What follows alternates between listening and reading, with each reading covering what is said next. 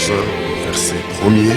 Tunarudia musomi wetu wa Ebrania 11 mstari wake wa kwanza.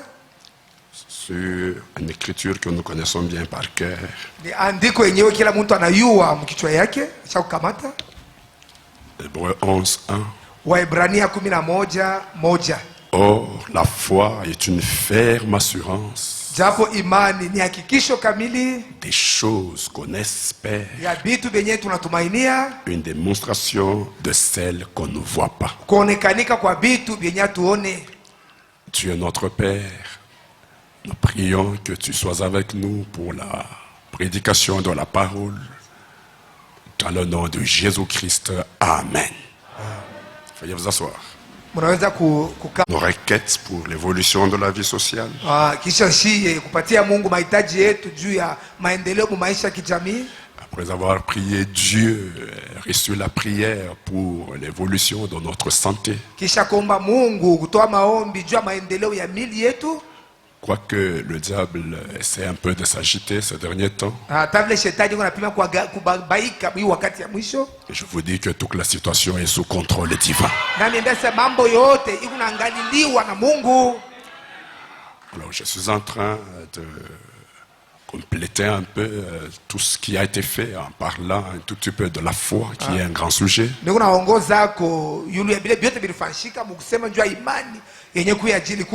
C'est un résultat qui dépend de la mesure de la foi.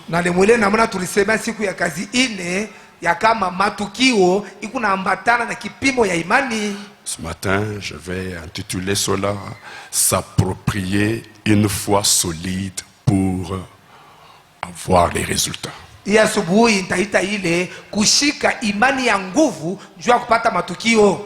Le résultat dépend de la mesure de la foi. Ce matin, je parle sur s'approprier une foi solide pour recevoir les résultats.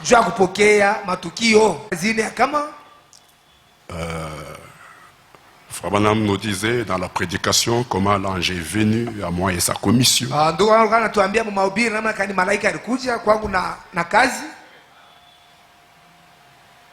Les aider.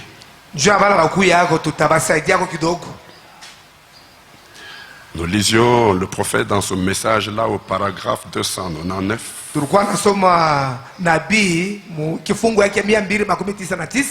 Comment l'ange est venu à moi. Là où Frère Branham disait, il voulait prier pour les malades. Alors, il disait, paragraphe 298, quelques-uns d'entre vous là-bas qui n'ont pas de carte de prière, levez la main. Quelqu'un qui n'a pas de carte de prière, très bien, soyez respectueux, croyez de tout votre cœur. Et vous les gens qui sont au balcon, ayez foi en Dieu. Ayez foi en Dieu.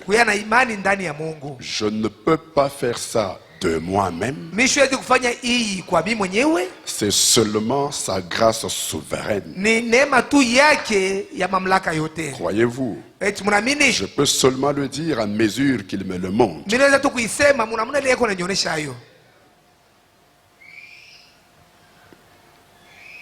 Excusez-moi, j'ai perdu l'endroit. À mesure que votre foi a 3 points. Je dis ça pour secouer votre foi. Après je verrai dans quelle direction il me conduira. Avez-vous compris qu'il ne s'agit pas ici de votre frère? Vous vous trouvez dans sa présence. Ce n'est pas moi qui fais ceci. C'est votre foi qui le met en mouvement.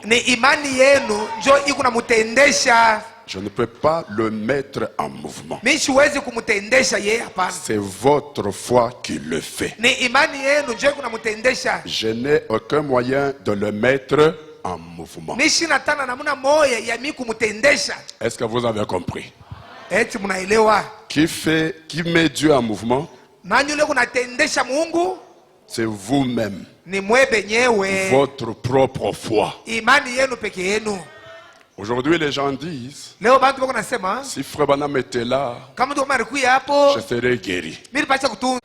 Je n'ai aucun moyen de le mettre en mouvement. Mimi sina namna hata moja ya kumtendesha Mungu. Je ne peux pas le mettre en mouvement. Siwezi kumtendesha yeye Mungu. Ce n'est pas moi qui fais ceci. Haina mimi ndio nafanya hiyo. C'est votre foi qui le met en mouvement. Ni imani yenu ndio ikunamtendesha. Donc même si William Branham était ce matin à cette chaire Ataka mulema alikuwa asubuhi kukumimbali et qu'il priait pour vous, na akananiombea, qu'est-ce qui va mettre Dieu en mouvement? nini tafasi Mungu atende? C'est votre propre foi. Ni imani yako peke yako. Donc si elle n'est pas là, cette foi-là, pour le mettre en mouvement, Kama ile imani haina yako juu ya Mungu apate kutenda. Frère Branham dit, Ndio kama nasema je n'ai aucun moyen de le mettre en mouvement. sina na namuna hata moja ya mimi kumtendesha. C'est votre propre foi. Ni imani yenu peke yenu. C'est comme ça que le jeudi on a montré que Ndio kama na mkazini tunaonesha kama la parole wakati walikuwa pa bari na zoruba ikalamuka et que Jésus dormait au fond de la barque, na Yesu alikuwa na lala mule mchombo, ils eurent peur. wakashikwa na boka. Ils étaient agités. Balikuwa na babaika. Ils ont essayé de tout faire, ça ne marchait pas. Balipaka kufanya vyote vikuendeke.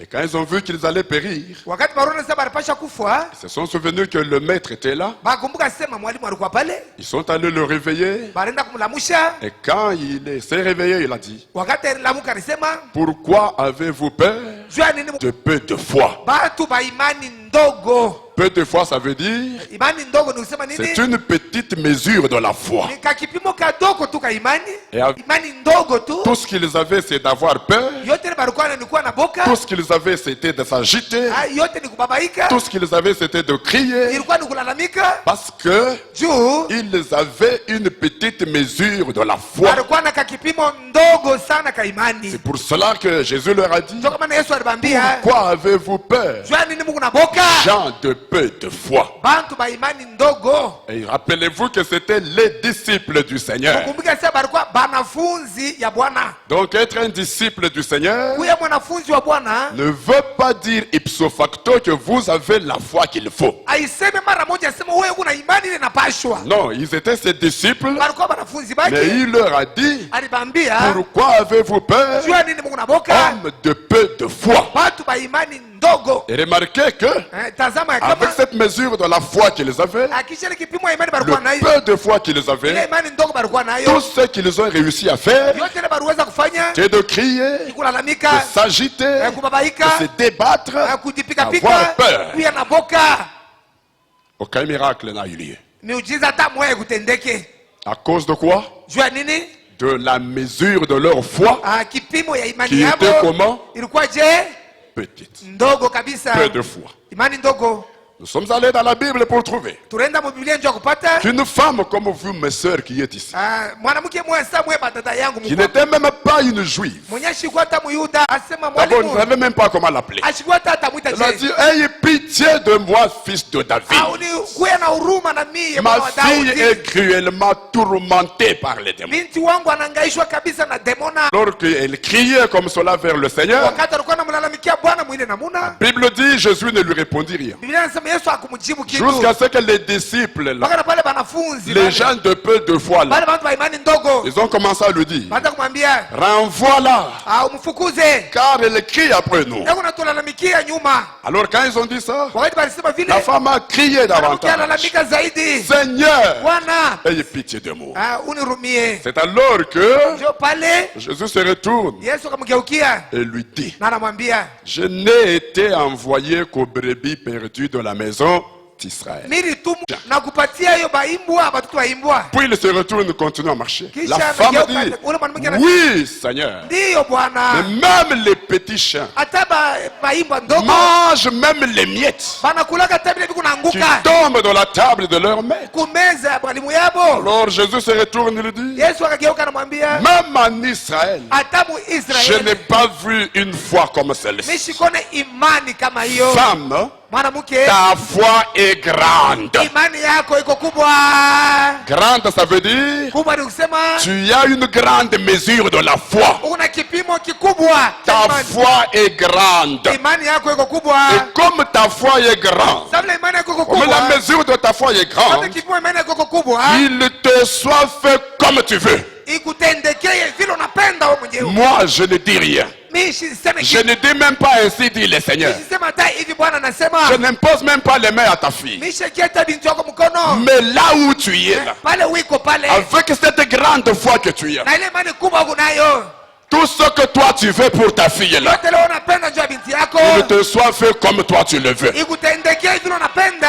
Et alors même sa fille fut guérie. Mwile saa mwe binti yake. Alors même le miracle se produisit ile wakati mwe miujiza inatendeka. parce que Juu c'était sa foi qui l'a mis en mouvement. ilikuwa imani yake yenyewe ilimtendesha Qui Bwana. peut dire amen? Anaweza kusema amina. Et la mesure de la foi qu'elle Na avait kipimo ya imani alikuwa a nayo. tout de suite produit les miracles. Mara moja ikaleta Et muujiza. c'était une femme comme vous, mes sœurs. Alikuwa mwanamke saa mweba dada Au yangu. Branham Tabernacle aussi, Kubrahamu tabernacle nako. le Branham parle d'une femme qui avait une grande foi. Kama unasema mwanamke alikuwa na imani kubwa. Vous pouvez le trouver cela dans Étroite et la porte. Mnaweza pata ile ndani ya mwembamba. Sœur, vous ne venez pas ici accompagner vos maris. Mkuya hapa kupeleka kwa bwana Yesu. Sœur, vous ne venez pas ici accompagner vos maris. Dada mkuya hapa kupeleka kwa bwana Yesu. Vous venez Kubwa. et les miracles que le prédicateur ne peut pas Na faire, miujiza ile mhubiri votre mesure de la foi peut l'accomplir. Kipimo yako ya imani naweza kuitenda.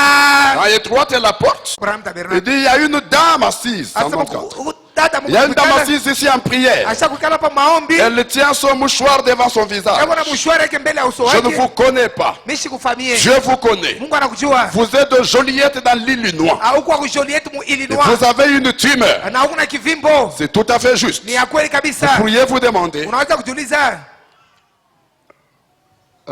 vous pourriez vous demander. Unaweza kujiuliza. Oui, c'est la dame que Rosella a amenée, c'est exact. Ni ule dada Rosella alileta vya kweli. Attendez, elle m'a parlé de cela, Alisema njoo ile. mais elle ne savait pas que je ne connaissais pas du tout cette femme. Ashikiwa sasa mimi sikufamia ule mwanamke. C'est juste. Ndio kweli. Il s'est simplement trouvé Ilijikuta tu que cette femme ule mwanamke que Rosella a amenée là ule Rosella alileta avait une grande foi. alikuwa na imani kubwa. Oh, je ne sais pas si ce matin William Branham a trouvé celle-ci qui venait de l'Illinois Huyu alitokea ku Illinois et qui avait une tumeur. na mwenyewe alikuwa na kivimbo. Et cette femme avait une grande Na foi. huyu mwanamke alikuwa na imani kubwa. Oh, sœur, Oh dada, si vous n'avez pas une grande foi, vous devez avoir honte. kama mna na imani kubwa unapasha kuwa na haya. Parce que cette femme cananéenne était une femme comme vous. Yule mwanamke wa Kanaana alikuwa mwanamke sawa Celle de yeye. l'Illinois était une femme comme vous. Wa Illinois alikuwa mwanamke sawa Vous yeye. pouvez aussi avoir une grande foi. Wewe na wewe unaweza kuwa na imani kubwa. Amen. Et cela le mettra en mouvement Na ile itafanya sasa Mungu atende. pour un miracle qui suivra tout de suite. Ja miujiza yenyewe itafuata. Frère, Ndugu, il n'y a pas que les prédicateurs qui doivent avoir une grande foi. haina paka mahubiri wale ambao kwa na imani kubwa. Le centenier romain n'était pas un prédicateur. Ule mkubwa wa askari wa Kiroma ashikuwa mhubiri, Il n'était pas un pasteur. akuwe pastori, Il n'était même pas un Israélite, un juif. ashikuwa hata Muyuda, Mais il était un homme des nations. alikuwa mtu wa mataifa. Il n'allait même pas à l'église, Ashikuwa anaenda hata kanisa. comme vous. Saa mweye Mais il est venu vers le Seigneur. alikuwa kwa Bwana. Maître, j'ai un serviteur malade à la maison. Mwalimu, una mtumishi wangu Je mgonjwa ne suis pas digne que tu viennes sous mon Mimi toit. stahili ukuye kunyumba yangu. Ici où tu es, dis seulement un mot. Hapa uko sema tu msemo Mon moja. serviteur malade à la maison sera guéri. Mtumishi wangu mgonjwa atatunzwa kwa Bwana. Jésus dit, Yesu akasema même en Israël, hata je n'ai Muisraeli pas vu une foi aussi grande. sikone imani kubwa kama Il hiyo. le regarde, il dit, Anaangalia anasema qu'il te soit fait selon ta foi. ikutendekee kufuatana na imani yako. Celle fut guérie. Akapata matunzo Et le miracle fut fait. na miujiza ikatendeka. À cause de quelle mesure de foi? Juu ya kipimo kani cha imani? Chez mon Égypte. Répondez-moi. Quelle mesure de foi? Kipimo kani ya imani? Branham dit, Ndugu anasema je n'ai foi en ni vous imani yako wewe qui le met en mouvement. njoo kunamtendesha. Maintenant, tout dépend Yote de kunaangaliliwa la mesure na kipimo de cette foi. ya ile imani. C'est pour cela que nous lisions Frère Branham dans Dieu tient sa parole. Njoo kama tulimzwa mtu ndani ya Mungu na saba asubuhi. Que Dieu nous aide, mes frères. Mungu atusaidie ba ndugu yangu. Je vais lire Tasoma au page 84. Kifungo Tu tiens sa parole. 284 Mungu akunashika neno lake. Mais 285 pour gagner du temps. 285 Nous nous attendons de voir arriver un grand miracle extraordinaire. tukunongolea tuone miujiza ya mshangao kubwa kutendeka. Vous savez, quand vous attendez que Dieu fasse quelque chose, Kama unaongoza Mungu afanye kitu fulani, ne vous attendez pas à une petite chose. usiongoleka kitu kadogo. La petite chose, c'est ce que vous pouvez faire. Kale kakaloko ni kale wewe unaweza kufanya. C'est ce que quelqu'un peut faire pour vous. Ni ile mtu fulani anaweza Mais kukutendea. si vous attendez que cela vienne de Dieu, Kama unaongoza ile tokea anasema kikwe kitu kikubwa. que vous ne pouvez pas faire, Ile wewe hawezi kufanya. qu'aucun homme ne peut faire. Ile hakuna mtu anaweza kuifanya. Ne venez pas auprès de Dieu pour demander $10. Ushikwe kwa Mungu jua kwamba $10. Non. Hapana. Quand vous attendez que Dieu fasse quelque chose, Wakati unaongoza Mungu afanye kitu fulani, si ça doit venir de lui, inapaswa kutokea kwake. il faut que ça soit quelque chose qui soit au-delà de tes capacités. à toi. Inapaswa kuwa kitu cha kushinda uwezo wako. Quelqu'un m'a donné un témoignage, il construit à la maison. Mtu mmoja alinipatia ushuhuda, yuko najenga nyuku mlango. Il avait besoin par 2 fois Mara d'un mbili certain montant d'argent pour acheter quelque chose pour continuer à construire. alikuwa lazima na bungi fulani ya fedha njoo akuze kitu fulani endelee na Il est kujenga. venu ici à l'hôtel. Alikuwa huku kwa madhabahu. Il a demandé un montant précis à Dieu la première fois. Aliomba makuta mwa fulani yenye alionyesha Mungu mara ya Ça devait kwanza. être, c'est pas $40, quelque chose comme Kama ça. ni $40 au kitu kia vile. Il est parti Anaenda et quelque chose se produit miraculeusement. Il a eu les $40. kitu fulani kilifanyika namna miujiza, alipata ile $40. Il a fait ce qu'il devait faire. Anafanya kile alipaswa kufanya. Puis il est arrivé à la ceinture, il fallait $200. Kisha wakati kazi inapanda iliomba ilikuwa $200. Il est encore venu ici. Alikuwa tena hapo. Il a dit, Seigneur, donne-moi $200. Bwana unipatie $200. Il est sorti, quelqu'un l'a appelé, Alitoka mtu anamuita, lui a donné un tout petit travail. anampatia kazi tu kadogo Il ne kafanya. méritait pas $200. Kenye kakustahili $200. Quand il termine ce petit Wakati travail, anamaliza kale kazi kadogo, il met la main dans la poche, anaweka mkono mfuko, $200, paf. anatoa $200 anampatia. Il dit, j'avais fait erreur de demander 200 Asa yo mimi nilifanya nkosa kuomba $200. à Dieu. Kumwomba Mungu $200. Mimi nilifanya nkosa. Quand vous venez à Dieu, Wakati unakuja kwa Mungu, il n'est pas un petit garçon. ye ashina mkiana mdogo, hapana.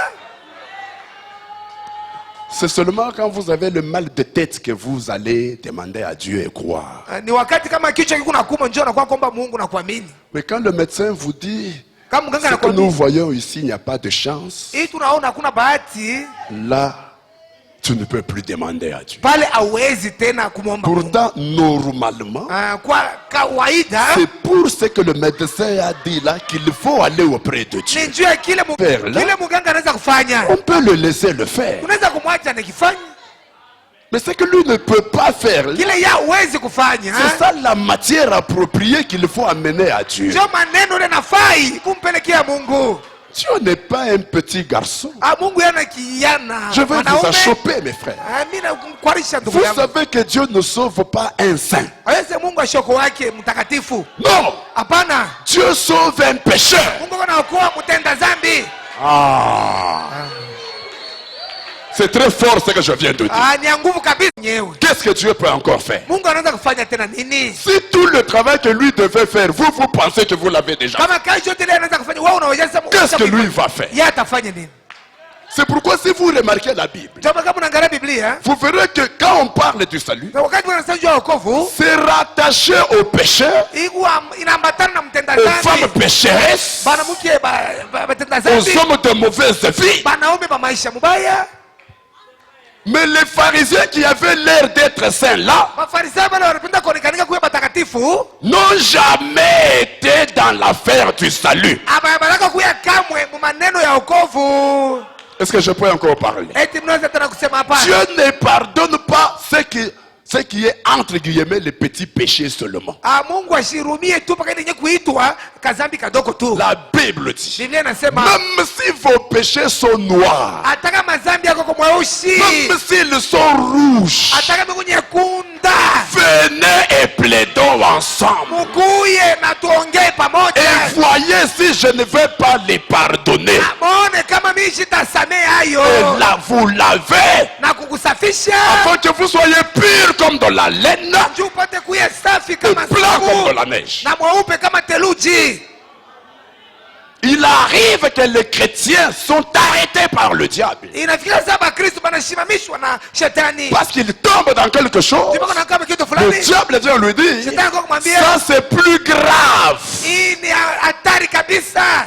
Ça Dieu ne peut plus pardonner. Hii Mungu hawezi tena kuhurumia. Toi, oublie seulement, Dieu ne t'a jamais connu. Wewe hesabu Mungu ashakuiwaka kamwe. Mais vous êtes... Et sur le péché même du blasphème, Mambo ya zambi yenyewe ya kukufuru. Dieu l'a même réglé aujourd'hui. Mungu alimaliza leo. Avec les deux enfants d'Ati White. Na watoto wawili bale ba Ati-Right. Vrai ou faux? Kweli au hapana? Je vais vous donner un conseil. Naweza kunipatia kushauri? Vous tombez, relevez-vous. Unaanguka, lamuka.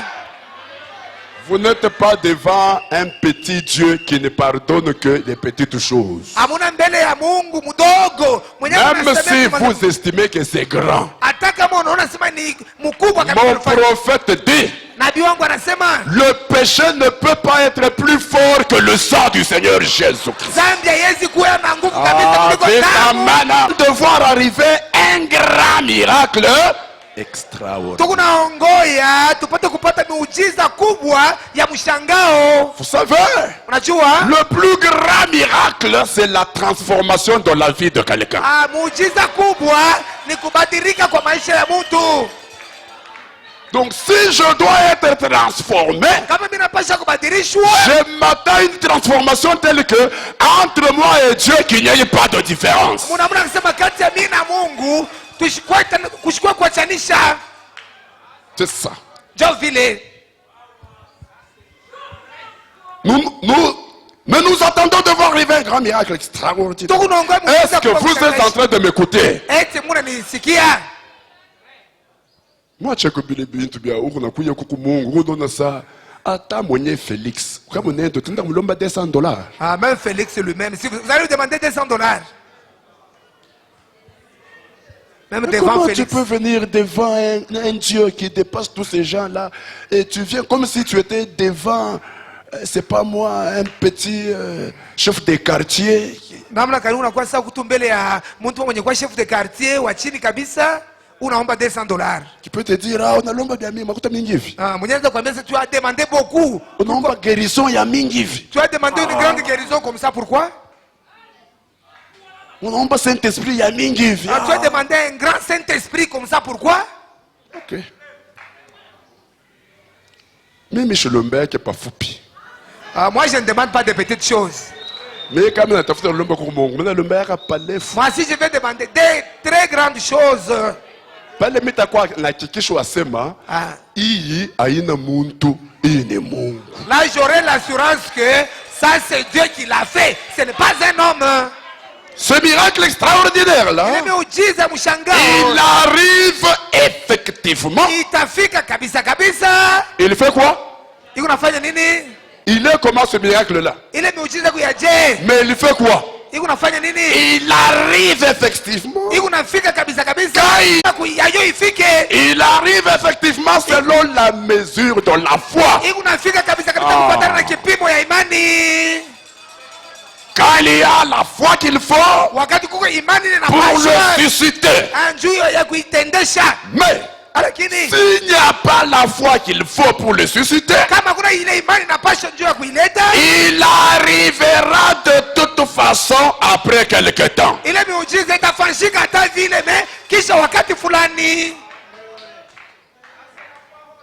Donc quand il y a la mesure de foi qu'il faut, une grâce ne prend pas du temps. Il arrive effectivement. Qui dit Amen? Mais s'il n'y a pas la foi qu'il faut pour le susciter, il n'arrivera plus. Il arrivera de toute façon. Après quelques temps. Quelque temps là, ça veut dire quoi? Ile wakati C'est que fulani la mesure de la foi doit monter. nikisema kipimo ya imani kinapaswa kupanda. C'est le temps où la foi fasse quoi? Ni imani No. imani inafanya unapanda. Parce que Juu la foi était petite, imani ilikuwa ndogo, peu de foi, imani ndogo ça n'a pas pu produire le miracle effectivement là. haikuweza kufanya sema miujiza itendeke kabisa. Maintenant, qu'est-ce que cette foi doit faire? Ile imani inapaswa kufanya je? Elle doit monter. Inapaswa kupanda. C'est pour cela qu'il arrivait que William Branham Ndio kama nifikia sema ndugu Branham pouvait mettre à l'écart un malade dans la ligne de prière anaweza kuweka pembeni mgonjwa mstari ya malombi pour qu'il voie ce que Dieu est en train de faire, juu ule mgonjwa aone vile Mungu pour anafanya. que sa foi fasse quoi? Juu imani yake ifanye nini? Qu'elle monte, Ipande. que la mesure de sa foi augmente Kwa imani yake koma pour faire s'accomplir le miracle. juu ile miujiza itendeke Effectivement. kabisa kabisa. Que celui qui a compris dise Amen. Ula nasikia sema amina. Alors, je vous ai dit, il faut travailler sur la foi. Nimeambia napasha kutumika yule ya imani. Matukio kunaambatana na De la mesure de la foi. na kipimo ya imani. C'est pour cela que vous trouverez des prières dans la Bible du genre. Ndio mtakuta mahubiri ndani ya Biblia ya Seigneur, Bwana augmente-nous la foi. utongoze imani. Augmente-nous la foi, ça veut dire quoi? Utongoze imani kusema Nous nini? avons peu de foi. Tuna imani ndogo. Maintenant, fais quoi? Fanya nini? Augmente, Oh. ajoute, Oh. pour que la foi soit grande. Utongoze enjoy imani. Mesure de la foi. Ni kunaambatana na kipimo ya imani nini kunayo. C'est pourquoi vous trouverez des frères Branham aussi à prier cela. Ah, ndugu wangu naye aliomba ile. Il a prié comme cela dans démonologie religieuse. Aliomba mwingine namna ndani ya maneno ya kidemona. Au paragraphe ya kidini, kifungu cha pili. Il a fait la même prière. Alifanya ile maombi moya moya. Et je crois que plusieurs parmi nous ont besoin de faire la même prière. Ba mingi katikati yetu bako lazima nafanya ile maombi moya Qui peut dire moya. Amen à ça? Nani anaweza kusema amina? Notre Père Céleste, il prie. Baba yetu wa mbinguni naomba. Croyons que tu prends bien soin de nous et tu as manifesté ton amour envers nous. Tunaambia sasa unatulinda na unatuonyesha mapendo. Ije kuna Je njoo descends yetu. vers le bas.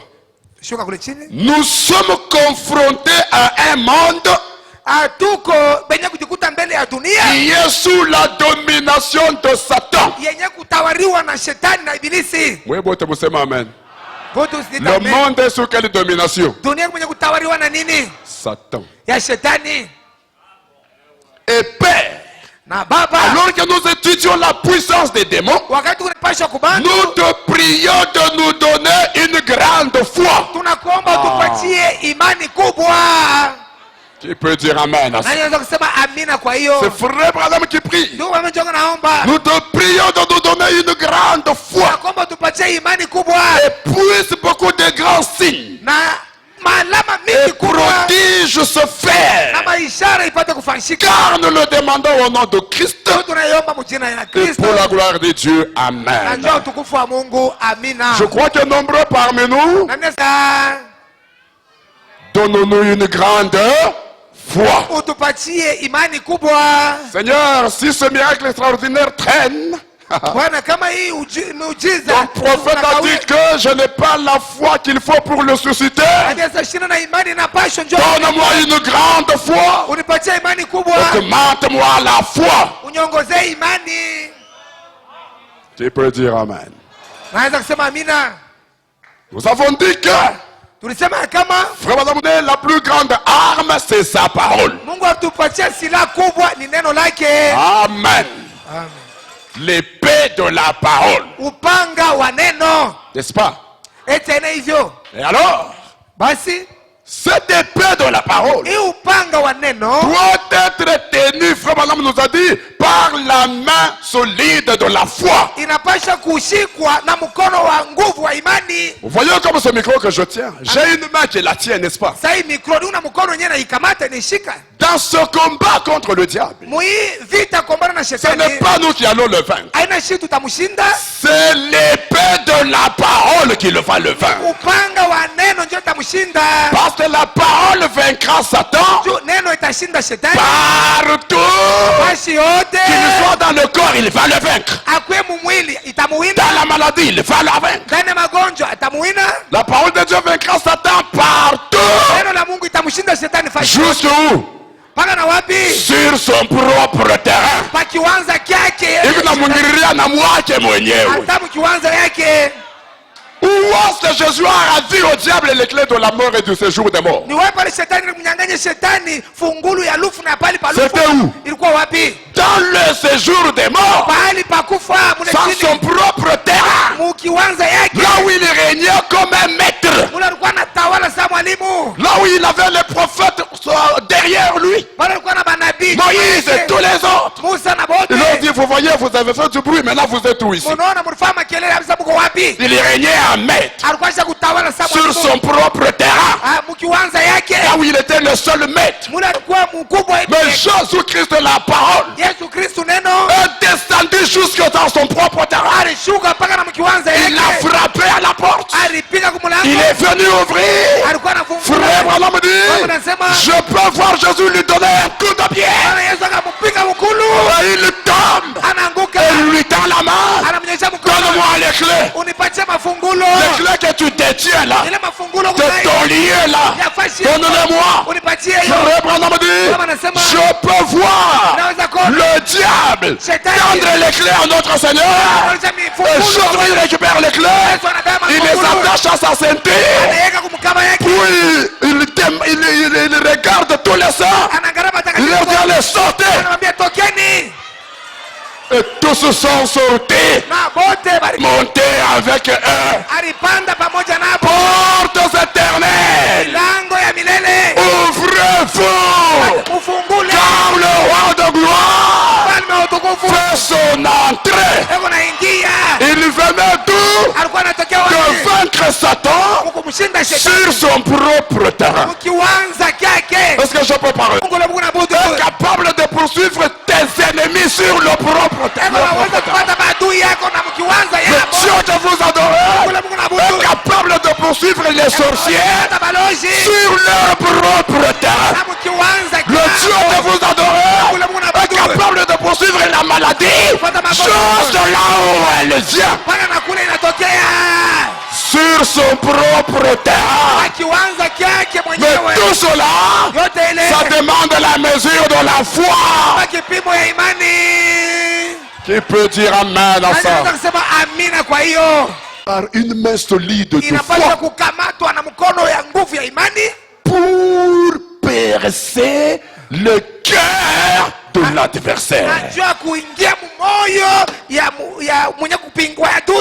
Elle doit être tenue par une main solide. Alors, votre main de la foi doit être longue.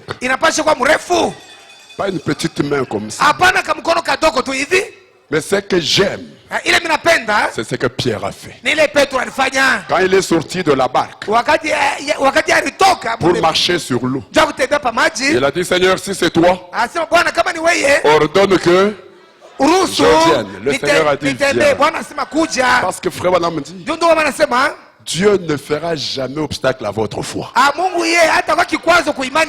Jamais. Il dit moi aussi. Si ma foi ne peut pas grimper jusqu'à une certaine hauteur, je ne ferai pas obstacle à quelqu'un qui lui sa foi peut monter jusqu'à cette hauteur. Unakuta mwenzake kuna imani yake. Mimi Mungu atanifanyisha hii mambo. Wewe hapana kuya se frère, hii mambo Mungu ashifanyaki. Tu es un sorcier. Unakuta mwenzako na tumaini yote anaweka Mungu. Tu trouves ton ami, il place toute sa confiance. Tu prends ton expérience d'incrédulité. Frère, unaona hivyo natumaini. Njoo na mimi tumaini yako. C'est comme ça que j'avais espéré en Dieu. Mbona kitu kilinifikia? Tu sais ce qui m'était arrivé? Kama kilikufikia wewe ni wewe. Si ça t'est arrivé toi, c'est toi. Akitanifikia mimi. Parce que la mesure de foi est différente. Si toi tu es un homme de peu de foi, moi je veux être un homme d'une grande foi. Ne m'amène pas ta sale expérience. Ne m'amène pas ta sale incrédulité. Laisse-moi avec ma foi. Laisse-moi croire que Dieu peut faire comme je crois. Ah, tout est mana. C'est le point obstacle sitazuiza à mwingine quelqu'un wa mtu dont lui la foi peut grimper jusque-là. mwenyewe imani inaweza kupanda mpaka kule juu. Et alors Pierre, ce que j'ai aimé dans cette histoire, Petro ili nilipenda muhii maneno, quand le Seigneur lui dit viens, pale Bwana anamwambia kuja. comme tu crois que tu peux marcher sur Sababu l'eau, na mimi sasa unaweza kutembea kwa Viens. maji. Kuja. Pierre Petro sort de la barque anatoka mchombo avec une grande foi. na imani kubwa, Et le miracle se produit effectivement. na miujiza inatendeka kabisa kabisa pale pale. Il met le pied sur, premier pied sur l'eau, Mkulu ya kwanza pa maji, deuxième pied sur l'eau, ya paf, pili pa maji, commence à marcher anaanza kutembea avec une grande foi. na imani kubwa, N'est-ce pas? sivyo? Premier pas, Hatua ya deuxième kwanza, pas, ya pili, troisième pas, ya tatu, quatrième pas, ya nne. vers le Seigneur. Eko nenda kule Bwana alikuja. Remarquez, Tazameni, le Seigneur marchant sur l'eau, Bwana mwenye kutembea pa maji, lui aussi yeye na yeye marchant sur l'eau. eko natembea pa maji. Ils ont fait la même chose. Barifanya mambo moya moya, mambo moya Comme moya. la Bible dit, Vile Biblia inasema ce qui est possible à Dieu ile inawezekana kwa est Mungu, possible à celui qui croit. inawezekana kwa ule anaamini. Jésus était Dieu Yesu alikuwa Mungu marchant sur l'eau. mwenye kutembea pa maji. Pierre Petro était un croyant alikuwa mwaminifu marchant sur l'eau. na yeye anatembea pa maji. Faisant, tous les deux faisant la même chose. Wote bawili banafanya mambo moya moya. Donc pour les apôtres qui étaient dans la barque en train de nous observer, Baba mitume balikuwa mchombo kuna bangalia. ils ont vu les deux faire le même mouvement. Barona bale bawili banafanya mambo moya moya. Et Dieu Na Mungu et le croyant. na mwaminifu. Qui peut comprendre ça? Nani anaweza kuelewa hiyo? Et Dieu Na Mungu et le croyant na mwaminifu faisant la même chose. benye kufanya mambo. Laissez-moi vous dire. Acha niambie. Aujourd'hui, Leo une épouse na bibi harusi et Dieu na Mungu font la même chose. bego nafanya mambo moya moya. Bego na maisha moya moya. Et l'épouse et Dieu ont la même puissance. Bego na uwezo moya moya.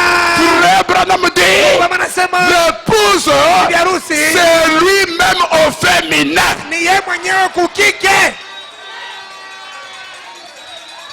Je peux vous parler et vous dire que Ninaweza kumiambia na vous kusema pouvez faire la même chose que Jésus. unaweza kufanya mambo moya moya sawa na Yesu. Pierre l'a fait. Petro alifanya. Jésus faisant quoi? Yesu mwenye kufanya nini? Hein? Pierre faisant quoi? Petro mwenye kufanya nini? Montrez-moi la différence. Mwenye onesha tanisho. Est-ce que l'eau sur laquelle Pierre marchait et l'eau sur laquelle Jésus marchait étaient différentes? Esi maji iliachana. Maji La même chose. mambo moya moya. Pourquoi? Jua nini? La mesure de la foi Kipimo ya imani que Pierre avait. ile Petro alikuwa nayo. Une main longue, Mkono mrefu, une grande foi. imani kubwa. Ça prend. Mimi naelewa Si Jésus donne les ordres kama Yesu analeta maagizo au diable, kwa shetani, il obéit. shetani namtii. Toi, Wewe na wewe avec une mesure de foi na kipimo ya imani grande, mkubwa, tu vas donner les ordres au même diable. Il va obéir à ses ordres comme il obéit aux ordres de Jésus. atatii pale vile natii kwa maagizo ya Yesu. Même chose. Mambo moya moya. Mais Pierre commet l'erreur Sasa Petro anafanya kosa de tirer son attention sur l'environnement. ya kuacha angalisho yake navutiwa yule ya vyenye vilikuwa pembeni yake. Le vent qui soufflait, Pepo yenye ilikuwa les navuma, vagues qui écumaient. mawimbi yenye ilikuwa navuma, Il tire son attention là, anavutiwa na bile. automatiquement, Mara moja sa foi tombe. imani yake inaanguka. Sa petite main de foi se raccourcit. Mkono yake ndogo ya imani inafupika. Le miracle fait quoi? Miujiza inafanya nini? Il s'arrête. Inashimama. Il commence à faire quoi? Anaanza kufanya nini? Sombre. Kujitumbukiza mu maji. De ce que j'aime. Na kile mimi napenda, Malgré sa petite foi, sa grande foi qui était devenue petite, hata vile imani yake kubwa inakuwa ndogo, il n'a pas attendu jusqu'à ce qu'il meure. ashikongoi mpaka na pale anakufa. Hapana, Frère, il ne couvre tout ça. Qu'est-ce que moi je vais faire? Maintenant c'est la mort, c'est mourir seulement. Ah, non? Hein, tu vas mourir?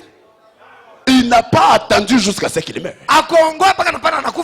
Avec sa petite foi là, sa grande qui était devenue petite, il a crié.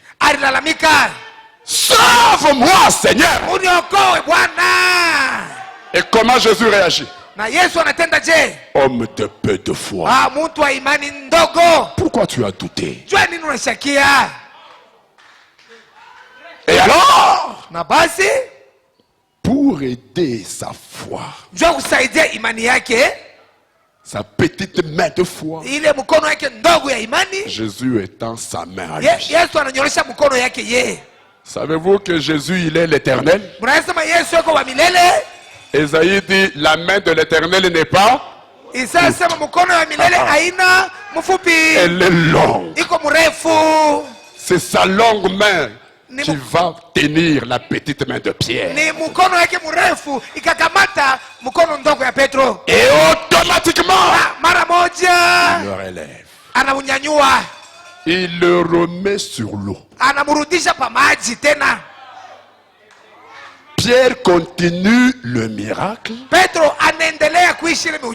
Cette fois-là, pas avec sa propre foi, mais soutenu par la main de Jésus-Christ. Ce matin, puisse sa main soutenir une petite main ici.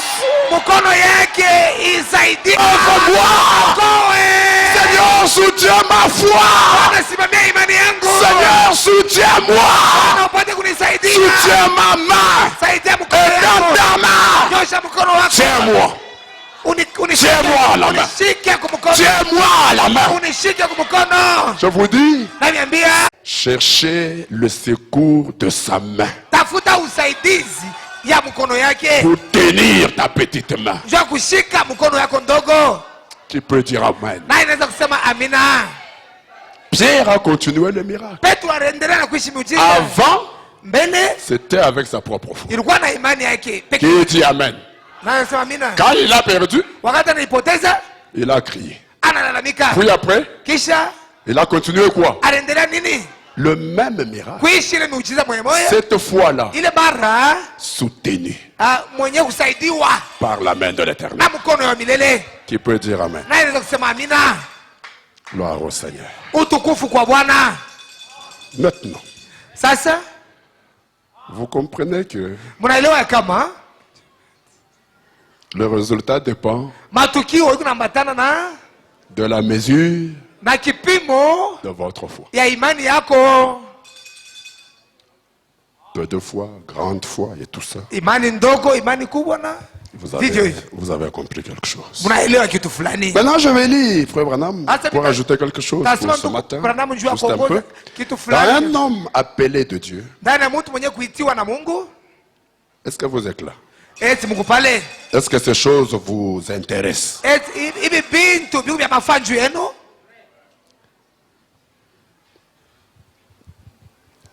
Si vous avez reçu de la prière, vous avez soumis vos requêtes à Dieu.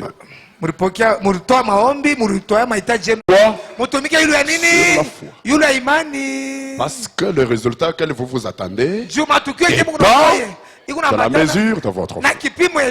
On va ajouter une chose. 252. Un homme appelé de Dieu. C'est dans la ligne de prière. Frère Adam salue ce malade, ce patient. Bonjour, messieurs. Je suppose que nous sommes des inconnus l'un pour l'autre. Nous ne nous connaissons pas. Je ne vous connais pas. Et vous ne me connaissez pas. Si c'est exact, levez la main. Très bien. C'est la première fois que nous nous rencontrons. Respectueux maintenant. Voici un homme, et lui et moi. Beaucoup plus jeune que moi. Nous avons les mains levées l'un vers l'autre devant Dieu. Comme quoi c'est la première fois que nous nous rencontrons. Jésus connaît cet homme. Il doit y avoir quelque chose qui ne va pas. Il se tient là. Je ne sais pas. Mais lakini si j'ai dit la vérité, kama mimi nasema et ukweli Dieu a confirmé par de nombreux témoins que je vous ai dit la vérité, na Mungu anahakikisha kupitia mashuhuda mingi asema nilisema que ukweli, c'est par ces meurtrissures que vous avez été guéris, ni kupitia vidonda vyake ndio mlitunzwa, c'est au temps passé. na inesha kupita ile ni wakati zamani. C'est au temps. Vous avez été guéris quand? Mlitunzwa Au temps. ni wakati Qui inesha peut dire kupita. amen? Naanza kusema amina. Au temps passé. Wakati inesha pita, Vous devez mnapashwa vous approprier cette foi solide kushika hii imani ya nguvu pour pouvoir monter au-dessus de ces choses. juu mupate kupanda yulu ya hivi vitu. Vous devez faire quoi? Mnapaswa kufanya nini? Vous approprier Kushika cette foi hii imani solide ya nguvu mupate kupanda au-dessus de ces choses. yulu ya hivi vitu. Regardez ce cancer qui est disparu ici ce soir. Mwangalie kansa yenyewe ilipotea hapa. Maintenant, regardez bien les témoignages qui vont suivre. Mwangalie mzuri maushuhuda yenye tafuata. Ces ombres noires de la mort. Hivi mvuri ya giza ya Votre lugu. charmant docteur Ah ouais. aura beau faire tout ce qu'il peut pour vous sauver la vie. Mganga wako mwema na Mungu anataka kitu fulani. C'est réglé. Et Inamalizika. ce n'est pas moi. Haina mimi. Moi, je n'ai rien à y avoir. Mimi sina na mambo mle Mais vous devez faire quoi? Unapaswa kufanya nini? Vous approprier Kushika cette foi solide imani ya nguvu. pour pouvoir monter au-dessus de ces choses. Juu mupate kupanda Qui juu ya peut vitu. dire amen? Na anaweza kusema amina. Cette foi-là, ce n'est plus la mesure de la foi. Ile imani anatenda kipimo fulani ya Cette imani. foi-là. Aïe, aïe, aïe, aïe, aïe. Oula, nashikia asema amen. Celui qui entend qu'il dise amen. Je venais de parler de la mesure de la foi. Cette Cette foi, ituri il s'agit de la qualité de la foi. ali fulani ya imani.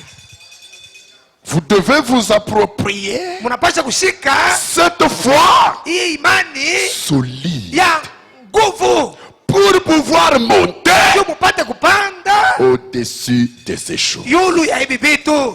Vous appropriez quelle sorte de foi? Kushika imani kani? Répondez-moi. Mujibu Solide. imani ya nguvu kabisa. Pour pouvoir Juu ya kufanya nini? monter Kupanda au-dessus de ces choses. yulu ya hivi vitu. Pour pouvoir monter au-dessus de la maladie. Juu ya kupanda juu ya magonjwa. Au-dessus du péché. Yulu ya zambi. Au-dessus de toutes les difficultés. Yulu ya magumu yote. Ah, je veux entendre votre amen. Anapenda kusikia amina yenu. Qu'est-ce que vous devez faire? Unapaswa kufanya nini? Vous approprier Unapaswa kushika cette foi imani solide. ya nguvu. Qui peut dire amen? Na anaweza kusema amina. Cette foi Imani solide. ya nguvu Elle peut être grande, inaweza kuwa kubwa mais pas solide. na hapana ya nguvu. C'est le cas de Pierre, je vais vous le montrer tout à l'heure. Ni mambo ya Petro, nitamionyesha. Mnataka kunionyesha. Elle peut être grande, Inaweza kuwa kubwa mais pas solide. na lakini ya sho nguvu. Pour bien que vous compreniez bien. Juu mpate kuelewa mzuri. Vous voyez, par exemple, excusez-moi, ce poteau ici. Mnirehemu kwa hii nguzo yenye kuja hapa. Hein? Ndio. Qu'est-ce qui peut vous montrer qu'il est solide? Nini naweza kuonyesha sema iko yenye kushikwa mzuri.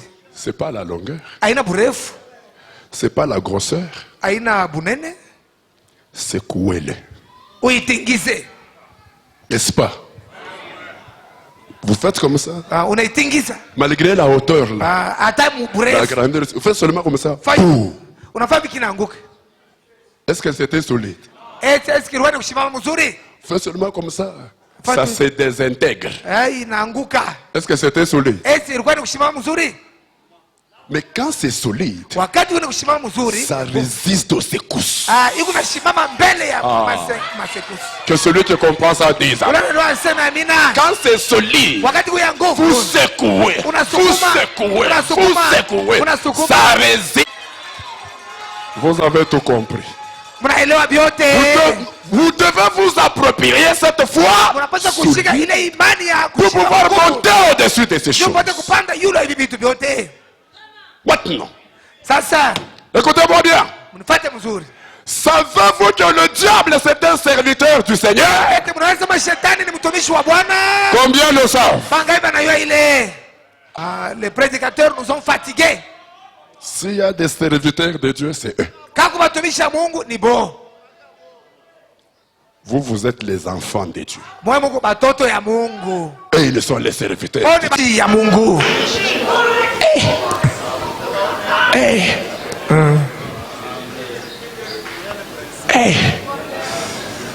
Mambo iko nguvu. Le problème est grave. Vous êtes les enfants de Muko Dieu. batoto ya Mungu. Et ils sont les serviteurs de Dieu. Bobeko batumishi ya Mungu.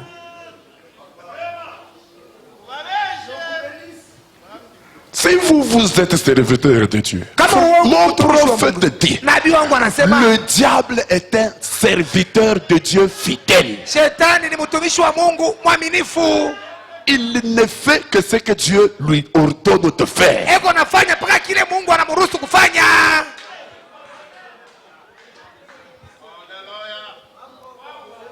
Frère Branham dit, Ndugu Branham anasema quand par exemple vous n'écoutez plus Dieu, kwa mfano kama hamushikie tena Mungu, et que Dieu a besoin de vous fouetter, Mungu ako lazima na kukupiga fimbo. qu'est-ce qu'il va faire? Atafanya nini?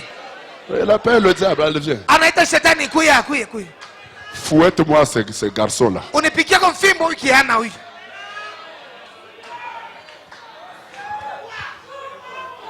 Et quand il a reçu l'ordre de te fouetter, Na wakati anapata ruhusa kwa kukupiga,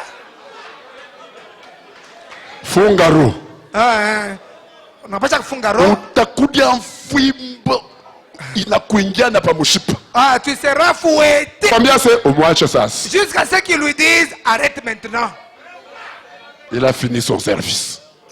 Anaisha kazi yake shetani.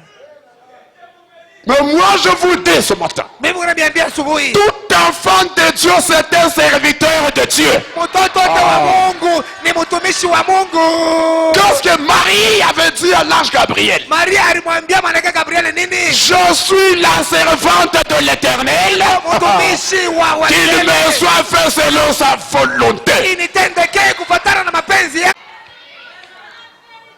Maintenant, quand ils disent, vous êtes les enfants de Dieu, eux ce sont les serviteurs de Dieu, c'est trop grave. Wakati Mungu anasema mwe Mungu batoto ya Vous Mungu, voyez que bonje batumishi ya le Mungu. diable c'est un serviteur de Dieu, mais il n'est pas un enfant de Dieu. Unasema shetani ni mtumishi wa Mungu, lakini ana mtoto wa Mungu. Alors, moi je voudrais d'abord être un enfant de Dieu Mimi napenda kwanza kuya mtoto wa Mungu avant de prétendre être un serviteur de Dieu.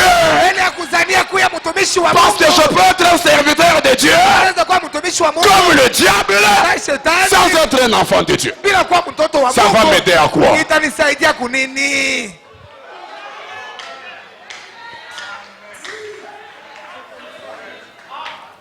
Alors, Basi comme le diable est un serviteur de Dieu, sababu le shetani ibilisi ni mtumishi wa Mungu, Dieu l'utilise. Mungu eko namtumia, Il l'utilise pour corriger ses enfants. eko namtumia njoo ya kunyolosha batoto yake. Il l'utilise aussi pour secouer la foi de ses enfants. Namtumia tena njoo ya kutingisa imani ya batoto yake. Unabashiria asema nana. Celui qui a Comme compris c'est un serviteur de Dieu, sababu ni mtumishi kutingisa imani ya batoto yake. parce que Juu pour que ses enfants puissent monter au-dessus de ces choses, juu batoto yake bapate kupanda juu ya ils vitu. doivent s'approprier une foi solide. Wanapasha kushika imani ya nguvu kabisa, Et une foi solide, na ile imani ya nguvu c'est celle qui résiste aux secousses. ni ile ikunaweza masekusi yote, Et d'où viennent les secousses? na ile masekusi kunatokea Dieu wapi? utilise le diable pour secouer la Mungu foi. anatumia shetani njoo atikise. Lisons au-delà du rideau du temps. Tusome ngambo ya panzia ya wakati.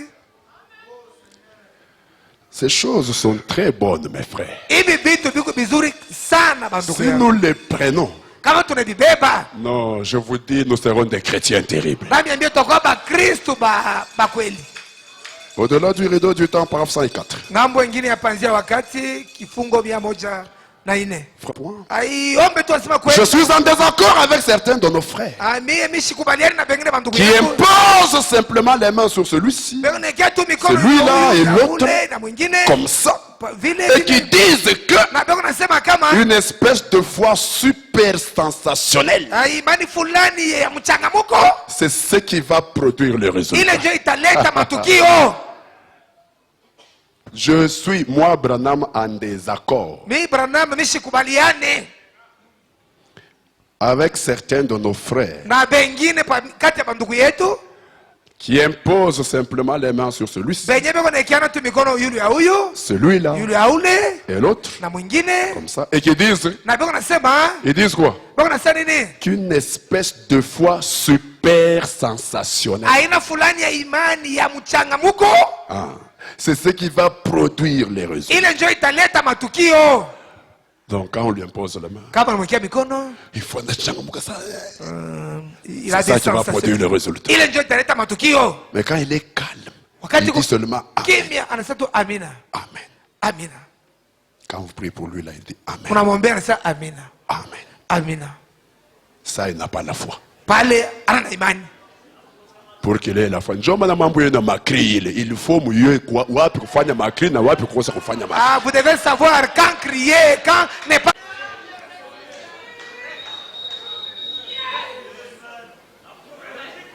Démon sort!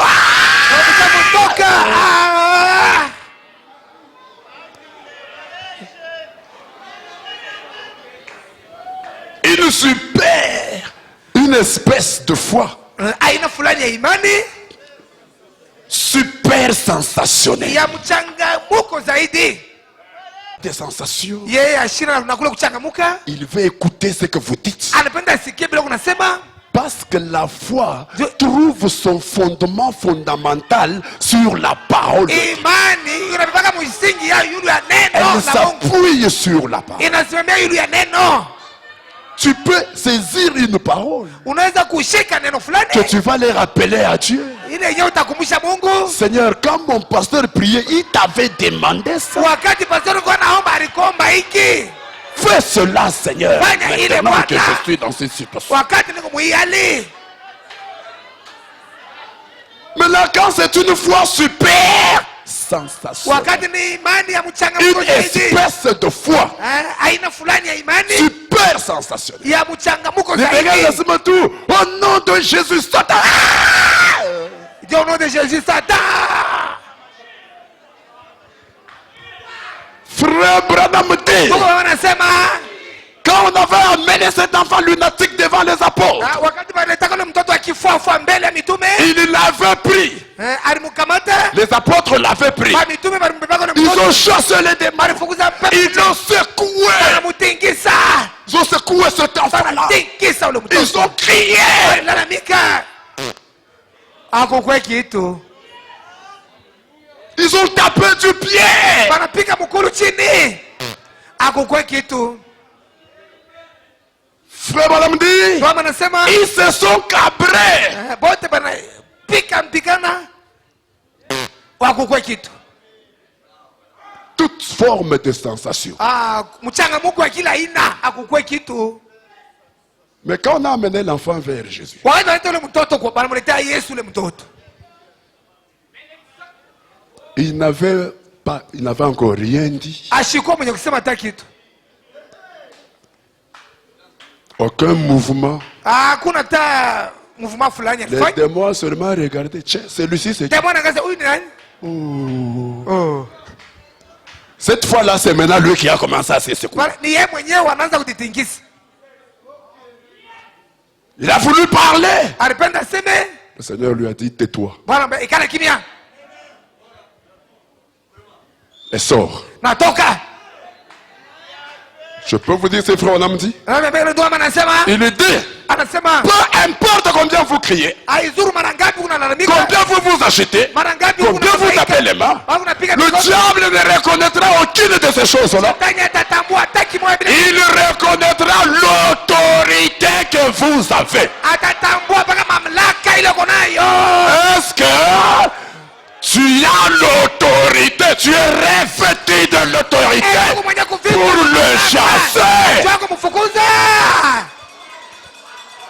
Les 7 fils de Séba, ils les avaient tous ce qu'il fallait comme cri, balifanya malalamiko yote ile baliweza kufanya comme sensation, saa mchangamuko mais sans l'autorité. bila mamlaka. Qu'est-ce qui leur est arrivé? Nini libafikia? Barenda bila mangu. Ils sont partis nus. Qu'est-ce que je peux vous parler? Eti mnaweza kusemezana na mwili. Ici, nous n'avons pas besoin d'une espèce de foi super Hapa sensationnelle. tuna lazima na ile aina ya imani ya mchangamuko sana hapa pana. Mais vous devez vous approprier Unapasha kushika une foi imani solide. ya Continuons nguvu. à lire. Tuendelee na kusoma. Il dit, et qui va produire les résultats. Ile ndio italeta matukio. Ce n'est pas ça. Aina hiyo. Dites, ce n'est pas ça. Semeni aina hii. Ah.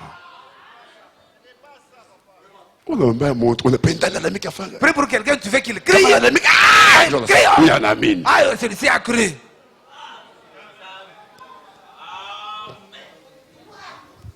Ce n'est pas ça. Aina hii. Vous devez avoir une foi authentique, Unapasha kuwa na imani ya kweli. solide, Nguvu. de la Bible, Ya Biblia. du Saint-Esprit.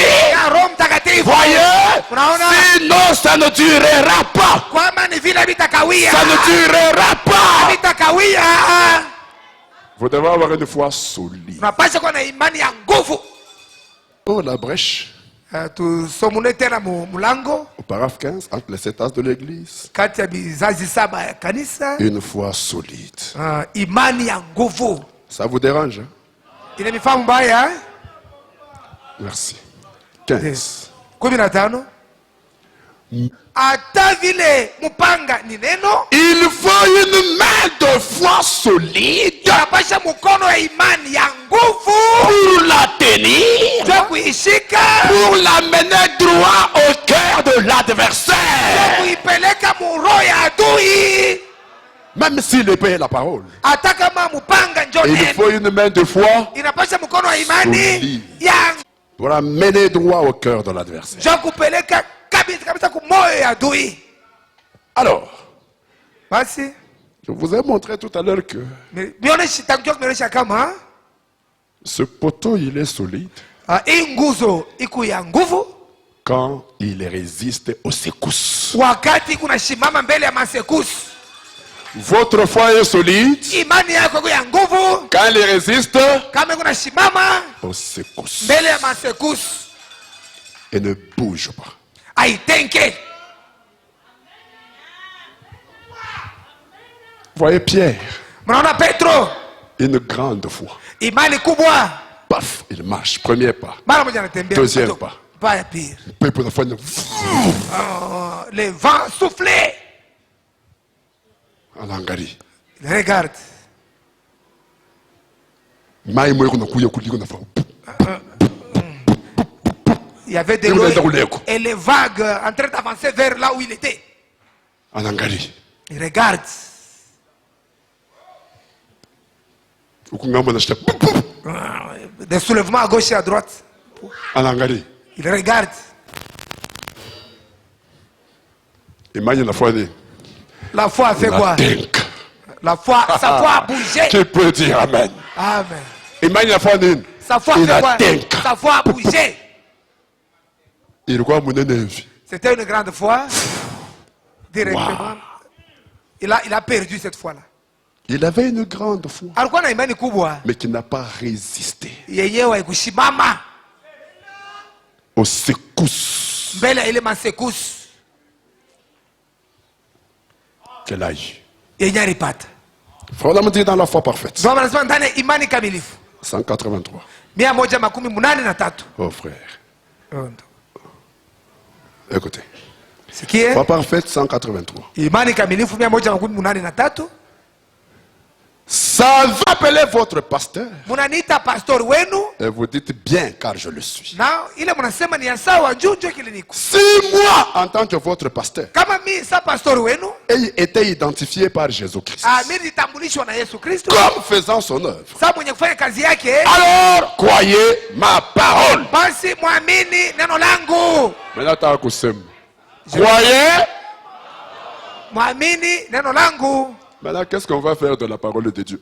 Tutafanya je na neno la Mungu? Nanam. Maintenant, qu'est-ce qu'on va faire de la parole de Dieu? Asa neno la Mungu tutafanya nayo nini?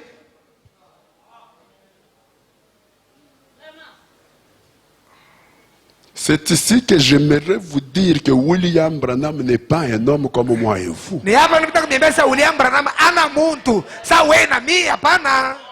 Parce que nous ne sommes pas censés croire les paroles de tous les hommes. Si hatuna mwapashwa kuamini maneno ya watu wote hapa. Mais Branham dit, Branham anasema, faites quoi? mfanye nini? Croyez Mwamini ma parole. neno langu mie. Or, nous devons croire que la parole est de Dieu. Japo tunapaswa kuamini paka neno la Mungu. Donc, vous comprenez que la parole de William Branham, c'est la parole de Dieu. Neno ya William Branham ni neno la Mungu. Merci Seigneur. Asante Bwana. C'est pourquoi les dénominations ont la Bible, ils n'ont pas la parole. Njoo kwa maana madhehebu iko na Biblia lakini haina na neno. Mais nous avons et la Bible Si tuko na Biblia et la parole de Dieu. Ah, tu peux dire Amen. Semeni amina. C'est à cause de William Branham. Ni juu ya William Branham. Frère Branham dit, Ndugu Branham anasema un prophète est constitué de manière à ne pas dire ses propres pensées, nabii anatungwa à ne dire que la parole de Dieu. kusema paka neno la Mungu. Croyez ma parole. Amini neno langu. Combien croyez la parole de William Branham? Bangai banaamini neno. Croyez ma parole. Aminieni neno langu. En faisant cet acte de foi Mkufanya hiki kitendo cha imani et en vous imposant les mains, na kumwekea Qui vous tourmente. na matatizo yenyewe mlikuwa nayo, croyez-le. muiamini. Ainsi vous recevrez la réponse. Hivi mtapata jibu. Parce que c'est votre foi Juu ni imani yenu qui le met en mouvement. ndio kunamtendesha. Croyez-le. Muiamini Et vous recevrez la réponse. na mtapata jibu. Peu importe ce que c'est. Haizuru hata iko ni nini. Comme le miracle extraordinaire. Sasa miujiza mshangao. Car Juu toutes choses sont possibles à ceux qui croient. vitu vyote vinawezekana kwa wale wenye kuamini. Qui peut dire amen à cette Anaweza parole? kusema amina kwa hii msemo.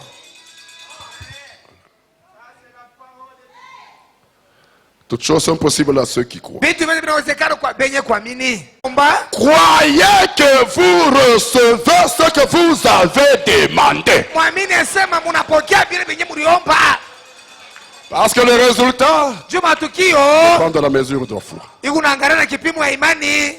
Et je crois vraiment que je le reçois. Na naamini kabisa kabisa mimi Et naipokea. dans mon cœur, Na ndani ya roho yangu j'accepte chacune de vos guérisons. mimi naitikia matunzo yenu yote. J'accepte que c'est accompli. Mimi naitikia sema natimilika. Je le crois. Naiamini. Je le crois avec tout ce qui est à moi. Naamini na yote ni kwa ndani yangu. J'ai aussi posé mes mains sur ces mouchoirs qui sont là. Mimi kana mikono kwa mshwari. J'ai surveillé cela de très près. Mimi angalisha ile karibu Je kabisa. crois qu'ils produiront exactement ce que les gens ont demandé. Na mimi nasema italeta kabisa vile bantu waliomba. Je le crois. Naiamini. Ceci entre dans ce troisième pool. Hii inaingia ndani ya hii mvuto wa tatu. Je le crois. Naiamini. Maintenant, Sasa je désire vous poser une question sincère. napenda kuniuliza swali fulani ya À uhakika. vous qui avez passé par la ligne de prière. Kwa mwe wenyewe mlipita mstari wa maombi. Et moi, je la pose aussi à vous ici. Na mimi unaiuliza kwenu. Pouvez-vous réellement croire Eti mnaweza kabisa kabisa et kuamini sentir maintenant que quelque chose s'est passé en vous na kusikia sema sasa kitu fulani kilifanyika ndani yenu. depuis que l'on vous a imposé les mains? Tangia balikuwekea mikono. Pouvez-vous réellement croire? Eti mnaweza kabisa kabisa Est-ce qu'il y a des kuamini. gens qui ont imposé? Pouvez-vous Eti mnaweza réellement croire kabisa kabisa kuamini et sentir maintenant na kusikiliza hapa que quelque sasa chose s'est passé en vous depuis que l'on vous a imposé les mains? kufanyika ndani yako tangia balikuwekea mikono. Levez la main. Nyanyua mkono. Levez-les. Nyanyueni mkono. Le voilà. Mikono hiyo hapa. Vous savez, en levant, Kabisa kwa njia ya imani. les gens sont très distraits. Bantu bako mwenye kulenga kabisa. Vous savez, être distrait, c'est pas, il n'est pas écouté. Hein. Mnaye kulenga ino kusema Être ausikii. distrait, ce n'est pas découvrir ce que l'esprit veut faire. Là. Kulenga ni kukosa kuvumbula kile roho unapenda kufanya. Huku na macho, huku na ona, Tu as des yeux tu mashia vois. unashikia, Les oreilles qui écoutent. mais esprit yako Mais ton esprit haivumbule kile kitu unacha kufanyika ne pale. découvre pas ce qui veut se faire. Et beaucoup de gens sont dans cette situation. Bantu mingi bako mwile hali. Beaucoup. Ba mingi. Il dit c'est ceci que nous attendions. Asa ni hii ndio tukunangoja. Ce n'est pas cela 3 points. Aïe. Cela commence juste à s'épanouir maintenant. Ile ikunaanza tu kunenepa hapa sasa. J'ai fait ceci dans un but précis. Mimi nifanya hii mkifunguzio fulani. J'ai fait ceci dans un but précis. Fani mkifunguzio Je fulani. suis en train de préparer quelque chose. Ni unatayarisha mkubeba hii buzito hii. Et en retournant pour commencer, Na mkurudia et kwa après 3 kwanza points, na kuingia. afin d'élever en quelque sorte la foi Juu ya kupandisha kwa mwaina fulani imani. dans un cadre que vous n'avez jamais remarqué auparavant. Mkipimo kimoja kile myabaloka kutazamiwa. Tu peux dire amen. Anaweza kusema amina. Puisse ma foi être élevée dans un cadre que je n'ai jamais connu auparavant. Puissiez-vous faire la même prière. Fanya maombi moya moya. Que votre foi soit élevée Imani yako pata dans kupandisha. un cadre Kipimo fulani. que vous n'avez jamais connu auparavant. Ile uyabaloka kuishi zamani. Pas une foi quelconque, Hapana imani fulani. mais une foi parfaite, Kamilifu. édifiée ici en dedans. Yenye kujengwa humu ndani. Tu peux dire amen. Anaweza kusema amina. Une foi parfaite. Imani kamilifu. Mwangalie Un Dieu parfait. Mungu mkamilifu Avec un cœur parfait. na moyo mkamilifu. Garder une promesse parfaite. Kushika malako Par kamilifu. sa parole parfaite. Kwa njia ya neno lake kamilifu. Qui est plus pénétrante qu'aucune épée à 2 tranchants. Yenye kunakata kuliko Et upanga. qui discerne les pensées du cœur. Yenye kutambua mawazo ya Nous moyo. arrivons maintenant à la perfection. Tunataka sawa kikamilifu. Parce que les gens doivent arriver à Basi ceci. tutafikia kuhii. Afin que l'enlèvement ait lieu. Kufanyike. Pas une foi super sensationnelle. Bana imani ya Pas une petite foi. imani ndogo. Mais une grande foi. Imani kubwa. Une foi solide. Imani ya nguvu. Dans un cadre Mukipimo plus élevé hatua ya juu que vous n'avez kabisa. pas connu auparavant. Yenyewe wamefika kama kumbele. C'est là que les gens doivent arriver Kule bado wanapata kufikia à la perfection de la foi. kukikamilifu kia imani. Cette foi parfaite Ile imani kamilifu. afin que l'enlèvement ait lieu. Juu kunyanyulika kutendeke. Ce qui les retient en ce moment, Ile naikawisha mwi wakati. c'est attendre que cette église entre dans cette foi parfaite. Kongoi kanisa Pour l'enlèvement. kamilifu juu ya kunyanyuliwa. Maintenant écoutez, je la cherche. Niko naitafuta. Frère Madame cherche la foi Wewe unatafuta imani de l'enlèvement. ya kunyanyuliwa. Si lui a cherché la foi de l'enlèvement, Kama yeye tafuta qu'est-ce que moi et vous nous devons faire? unapaswa kufanya nini? Chercher la foi de l'enlèvement. Kutafuta imani. Je la cherche. Tunaitafuta. Et comment on va la trouver? Utaipata namna gani? Cela veut dire que Ile inapenda kusema kama je dois être secoué. mimi napaswa kutikiswa. Je dois être Mimi napaswa kutikiswa et abaissé. na kushushwa. Et cela veut dire la même chose pour vous. Ile inapenda kusema mambo mamanju yako. Qui peut dire amen? Nani anaweza kusema Vous amina? devez être secoué, Unapaswa kutikiswa, abaissé. kushushwa. Mais ensemble, Lakini pamoja nous y arriverons par la grâce de Dieu. tutafikia hako kwa neema ya Oh, je vois qu'il y en a qui n'y arriveront pas. Unaona kumbe Mais moi et frère Branham, mie na ndugu Branham Ah. yako kwa imani ya Mungu, kwa neema ya Mungu. moi Mbunda, j'y arriverai par la grâce de Dieu. Mie nitafikia hako kwa imani ya Mungu. Cela veut dire, Ile ni kusema je dois être secoué mimi napaswa kutingizwa et abaissé. na kushushwa. Pourquoi? Jua nini? Pour reconnaître une foi solide, Kutambua imani ya nguvu ce sont les secousses. ni masekusa. Secoué. Masekusa mwenye kutingizwa. Secoué. Kutingizwa. Pierre sort de la barque. Petro anatoka mchombo. Il commence les miracles. Anaanza miujiza. Jésus a dit, viens. Anakuja. Après, les secousses commencent. Masekusi inaanza. Tu as reçu la prière. Ulipokea maombi. Tu as donné tes requêtes à Dieu Kuleta pour majibu. produire le résultat. Jua kuleta matukio. Comment savoir que la foi est solide? Sasa imani ya nguvu. Si elle tient aux secousses. Kama inashika mbele ya masekusa. Si elle ne bouge pas devant les secousses. Kama itenge mbele ya Si masekusa. elle reste debout malgré les secousses. Kama inabakia Si imara. elle reste inébranlable malgré les secousses. Kama inabakia imara mbele ya masekusa. C'est pourquoi vous remarquerez Kwa maana mtaona qu'après que vous ayez reçu la prière, ukipokea maombi. quand vous vous attendez au résultat, ce sont les secousses qui commencent. Quand vous avez posé les mains, quand vous avez prié, vous avez dit Alléluia, gloire à Dieu, tout ça, vous vous attendez que demain, la chose sera là, mais demain, ce sont les secousses qui commencent. Alléluia. Pourquoi les secousses commencent? Vous devez vous approprier une foi solide pour monter au-dessus de ces choses. Une foi solide. Les gens comprennent. Je ne sais pas.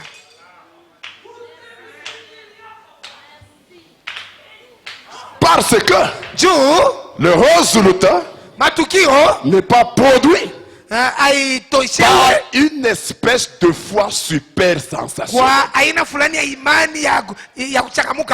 Non. Mais vous devez vous approprier cette foi solide pour monter au-dessus de ces choses. Vous devez vous approprier une foi solide pour recevoir les résultats.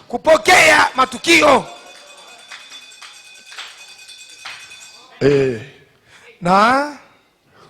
lisons rapidement. Tusomeni kwa 12 haraka. heures, faut qu'on arrête. Kwa 12 tunapaswa kushimamisha.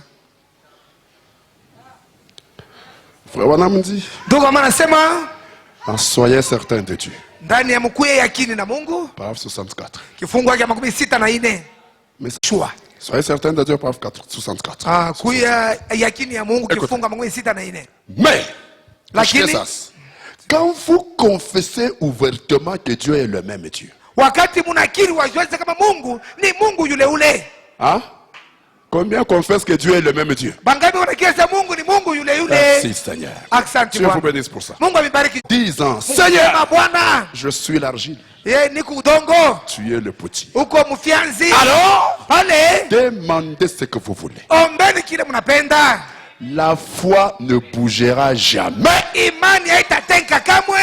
Elle ne quittera pas sa place. Haitatoka mfashi hayo. Même si la situation semble se désagréger de tous côtés, Akama mambo inakuwa inaonekana kuwa mbaya kabisa ngambo yote yote. néanmoins cette foi ne bouge jamais. Hata vile ile imani haitatenka kamwe. C'est une foi solide. Hein? Ni imani ya nguvu. Elle ne fait pas quoi? Haitikisiki. Même si la situation semble se désagréger de tous côtés. Hata kama mambo yanakuwa mbaya ngambo yote. Shima sekus. Sonde sekus. Unaomba njoo binalabika Tu kupita. pries, ça devient pire. Sekus inakuja. Kutikisika kunaanza kutendeka. Unaomba njoo binafanya nini?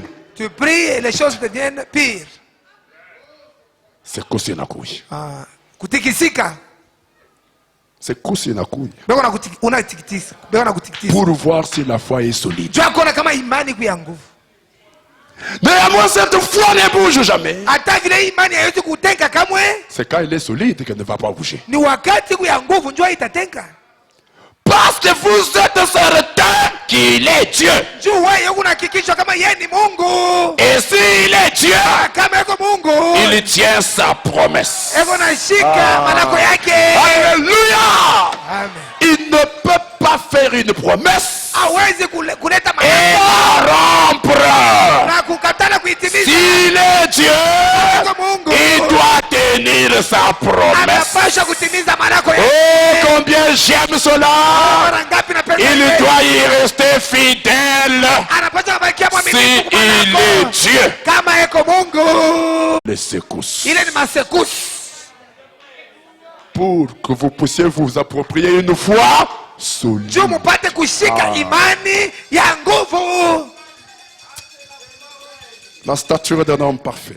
Kipimo ya mtu mkamilifu. Paragraphe 186. Kifungu yake 186. Excusez-moi, je vais vers la fin. Mnirehemu, mimi naanza kumaliza. La connaissance mondaine raisonne. Kujua kwa kidunia kuna fikiri. N'aime pas. Mais la foi n'a aucun raisonnement. Imani haina na mafikiri hata moja. Ça, c'est une foi solide. hii ni imani ya nguvu. Si Dieu vous révèle qu'une certaine chose va arriver, Kama Mungu anakufunulia kitu fulani kitafika, tous les hommes de science au monde pourraient dire le contraire. watu wote wa elimu wanaweza kusema kia Pire que cela ne peut pas arriver. Kama kile kitu kufika, Vous le croyez malgré tout. utaiamini hata vile. Oui, messieurs. Ndiyo Bwana, Cela ne résonne pas. ile haifikiri. La Bible dit que nous renversons les raisonnements. Biblia inasema tunapinduza mafikiri. Nous faisons quoi? Je tunapinduza mafikiri. Quelqu'un vient te faire raisonner. Mtu anakuja sema ufikiri na yeye Toi-même, un raisonnement vient en toi, tu renverses. wewe mwenyewe mafikiri nakuja unayangusha. Vous ne raisonnez pas avec la foi. Au fikiri na imani. La foi n'a aucun raisonnement. Imani ina na La mafikiri hata foi moja. sait où elle se trouve. Imani na yua inajikuta wapi? La foi agit. Imani unatenda. La foi tient bon. Imani unashika mzuri. Tient bon, ça veut dire quoi? Kushika Même si elle est secouée, sema taba na itingisa. même si cela se désagrège Ataka de tous côtés, elle fait quoi? Ndio inafanya nini? Elle tient bon. Inasimama mzuri. Elle ne peut pas bouger. Haiwezi kutenga. Rien ne peut l'ébranler. Hakuna kile kinaweza kuitikisa. Mais n'importe si quelqu'un dit ceci, Ataka mtu cela ou autre chose, elle ne bouge pas du tout. haitatenga hata kidogo. Elle reste là. Inabakia pale. Une foi solide. Imani ya nguvu. Écoutez maintenant la suite. Musikie sasa S'il ifuatayo. faut attendre, Kama inaomba kuchunga. attendre, Kuchunga. attendre, Kuchunga. attendre, Kuchunga. cela ne fait aucune différence. Ile haina nachanishwa hata moja. Elle reste là. Bakia pale. Une foi solide. Imani ya nguvu. S'il faut attendre, Kama inaomba kuchunga. attends, Kuchunga. attends, Kuchunga. attends. Kuchunga. Elle reste là. Pale.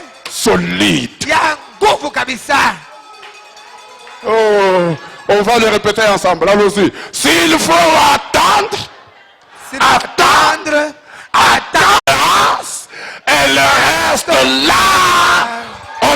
On le lit encore. Tunasoma tena. Commençons. Tuanzeni. S'il faut attendre, attendre, attendre, attendre, cela ne fait aucune différence. Elle reste là. Comment appelez-vous cette fois-là? Mnaita je ile imani? Imani ya nguvu. Formé Jean-Baptiste pendant 30 ans Mungu alimfunja Yohana Mbatizaji muda wa miaka 10. pour un ministère de 6 mois. Jua utumishi wa miezi 6. Il a attendu, Aliongoja. attendu, attendu, attendu. Ngoja.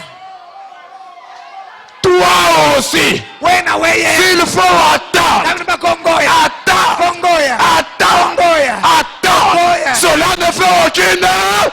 Ile haina nachanishwa hata moja.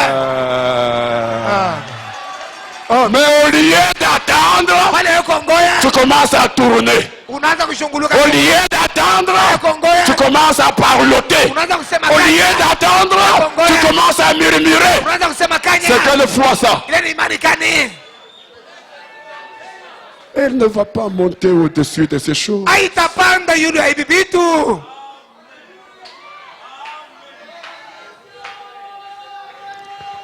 Tournez les regards vers Jésus. Tuangalie kwenye kwa Yesu. Il faut attendre. Kama unapaswa kuongoja. Attendre. Kongoja. Attendre. Kongoja. Attendre. Kongoja. Cela ne fait Ili haifanye aucune différence. achanishwa hata moja. Elle reste là. Inabakia pale. Imani kupaka pai. La foi est toujours là. Aïe bouger. Haitenke. Aïe fanine. Aïe bouger. La foi ne bouge pas. Hii poto depuis Triweka kinafanya miaka ngapi? Hii nguzo. Hii poto inafanya miaka Ça fait combien d'années? Shina kawasani. Ça a traîné. Ça a duré. N'est-ce pas? Shina C'est kawasani. vieux. Mvula inakuya inapita. Pepo inakuya inapita. Les vents. Yeye kupaka pai. Le poteau est toujours là. C'est comme ça que notre foi doit être. Ndio ile imani yetu inapaswa kuya. Tournez les regards vers Jésus. 156. Tuangalie kwenye kwa Yesu. Mukusomruna hiyo. Le médecin qui avait consulté la sœur Meda alors qu'elle avait le kyste muganga mwenyewe anaangalia ndugu dada Meda wakati alikuwa na kyste, et qui voulait l'envoyer à un autre médecin alipenda mtume kwa mganga là mwingine où il devait aller. kule aliweza kwenda. Alors il lui a écrit un mot, lui a envoyé. Alimwandikia na Il akamsema, disait Madame Branham est une gentille dame. Madam Branham ni mwanamke mwema, Et ainsi de suite. na vivyo hivyo Il lui a envoyé le schéma montrant la grosseur de la tumeur et tout. alimtumia maandiko kuonesha bunene ya kivimbo na Et à vyote. ce moment-là, c'était devenu une tumeur. Ile wakati ilikuwa inakuwa Il lui kivimbo, a dit quelle en était la grosseur. alimwambia ilikuwa bunene gani. Il a dit, Alisema je pense qu'il a pensé qu'il m'appelait un guérisseur divin. Il ne savait pas l'exprimer autrement. naanza wazo alinitasema mtunzaji wa kimungu Mais il a dit, ashikuwa je suis d'accord qu'on l'enlève. asa mimi naitikia baitoshe S'il faut l'enlever, enlève-la. kai napasha baitoshe 157. miaka Mais c'était un test pour notre foi. ilikuwa kipimo juu ya imani yetu. Le kyste de la sœur Meda, là, Ile kista da Meda c'était ilikuwa un test pour notre foi. Prier sans relâche. tuliomba bila kuachiria, Et plus nous prions, na zaidi tukunaomba plus la tumeur grossissait. zaidi kivimbo kilikuwa nanenepa. Ça, c'est Branham. Hein? Hii ni Branham. Aina pasteur Mbunda. Sasa ni pale pasteur Mbunda no Washo Mungu. qui n'a pas Dieu. Ou ni Branham. Celui-ci c'est Branham. Eko naomba nani? Il prie pour qui? Bibi yake. Pour sa femme, Na mapendo yote. avec tout amour, Na Mungu mzima ndani. et avec le Dieu vivant au-dedans de lui. Mais plus nous prions, Zaidi tulikuwa naomba, plus la tumeur zaidi kivimbo grossissait. ilikuwa nanenepa. À un point tel que ça dépassait sur son côté. Kipimo kusema ilitokea hata ngambo ingine pembeni yake. Et c'était quoi? Ilikuwa nini? Il dit c'était un test Ilikuwa ni test wala kipimo pour notre foi. cha imani yetu. C'était la foi qui était secouée. Ilikuwa ni imani yenyewe ilikuwa natingiswa. Nous avons gardé ça pour nous. Tulichunga hii juu yetu Secret. siri. Hakuna namna ya kuambia mtu. Il n'y avait pas moyen de le dire à quelqu'un d'autre. Nous avons gardé ça pour nous. Tulichunga juu yetu. Quelques personnes ici étaient au courant. Bantu tu kidogo barikiwa ile maneno. Hapana bantu wote. Pas tout le monde. Nous attendions de voir ce qui arriverait. Tulikuwa naongoya nini litafika. Mais plus nous prions, Zaidi tukunaomba, plus la tumeur zaidi kivimbo kinanenepa. secousse. Secousse. Pourquoi? Juu ya nini? Parce que là-bas, Juu kule devant là, kule le kumbele kyste devait disparaître. kiste ilipasha kupoteleleana. Ah, qui peut dire amen? Nani anaweza kusema amina? Secousse, pourquoi? Secousse juu ya nini? Parce que devant là, Juu kule kumbele le kyste devait kiste ilipashwa disparaître. kupoteleleana. Kisha kama unashaka ile menasema. C'est pas si vous suivez Secousse, zikizima. pourquoi? Juu ya nini? Parce que devant Kule là, kumbele le kyste devait kiste ilipashwa disparaître. kupoteleleana. Mets-toi à cette situation-là. Wewe uliweke mwile fashi. Secousse, parce Secousse que kumbele devant là, cette maladie-là magonjwa doit disparaître. inapasha kupotea. Secousse, Secousse. pourquoi? Kwa nini? Parce que devant là, Mbele ce problème-là mambo doit disparaître. inapasha kumalizika. Secousse, Secousse. pourquoi? Kwa nini? Devant là, Kumbele le troisième poule t'attend. uvutu watatu kuna kongoya. Oh, banashikia na matapata. Secousse. Secousse Pourquoi? juu ya nini? Mon prophète dit, Nabii wangu anasema Dieu ne fait rien sans raison. Mungu asifanyike kitu bila sheria. Quand Dieu fait une chose, Wakati Mungu anafanya kitu quand Dieu permet une chose, il y a une raison pour laquelle il le permet. kuko sheria juu yayo.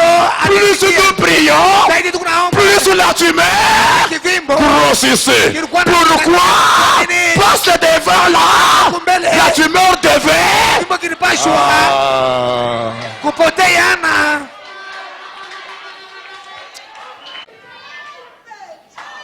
Il y en a qui me saisissent bien. Je sens l'esprit. Nous, il y en a qui me saisissent bien. Je le trouvais nulle part. Il y en a qui ne sont nulle part. C'est cause pourquoi? C'est cause du nini? Le problème, ce n'est pas là. mambo haina pale. Le problème de la secousse, Mambo ya sekuse c'est là-bas. ni pale Parce que là-bas, juu kule. le troisième poule doit entrer en opération. Troisième pole inapaswa kutenda. Ah, qui peut dire amen? Na naweza kusema nini? Secousse, pourquoi? Parce que là-bas, Kule ça va se passer comme tu le veux. inafanyika vile unaipenda. Secousse, pourquoi? Sekuse Pas ici, mais là-bas. hapa kule. Un grand miracle doit se produire là-bas. Muujiza kubwa inapaswa kutendeka kule. C'est pourquoi il y a la secousse ici. Ndio kwa maana kuko Ah, tu mtikisiko peux dire hapa. amen. Anaweza kusema amina. C'est pourquoi il y a la secousse. Ndio kwa maana kuko kule kutikisika hapa.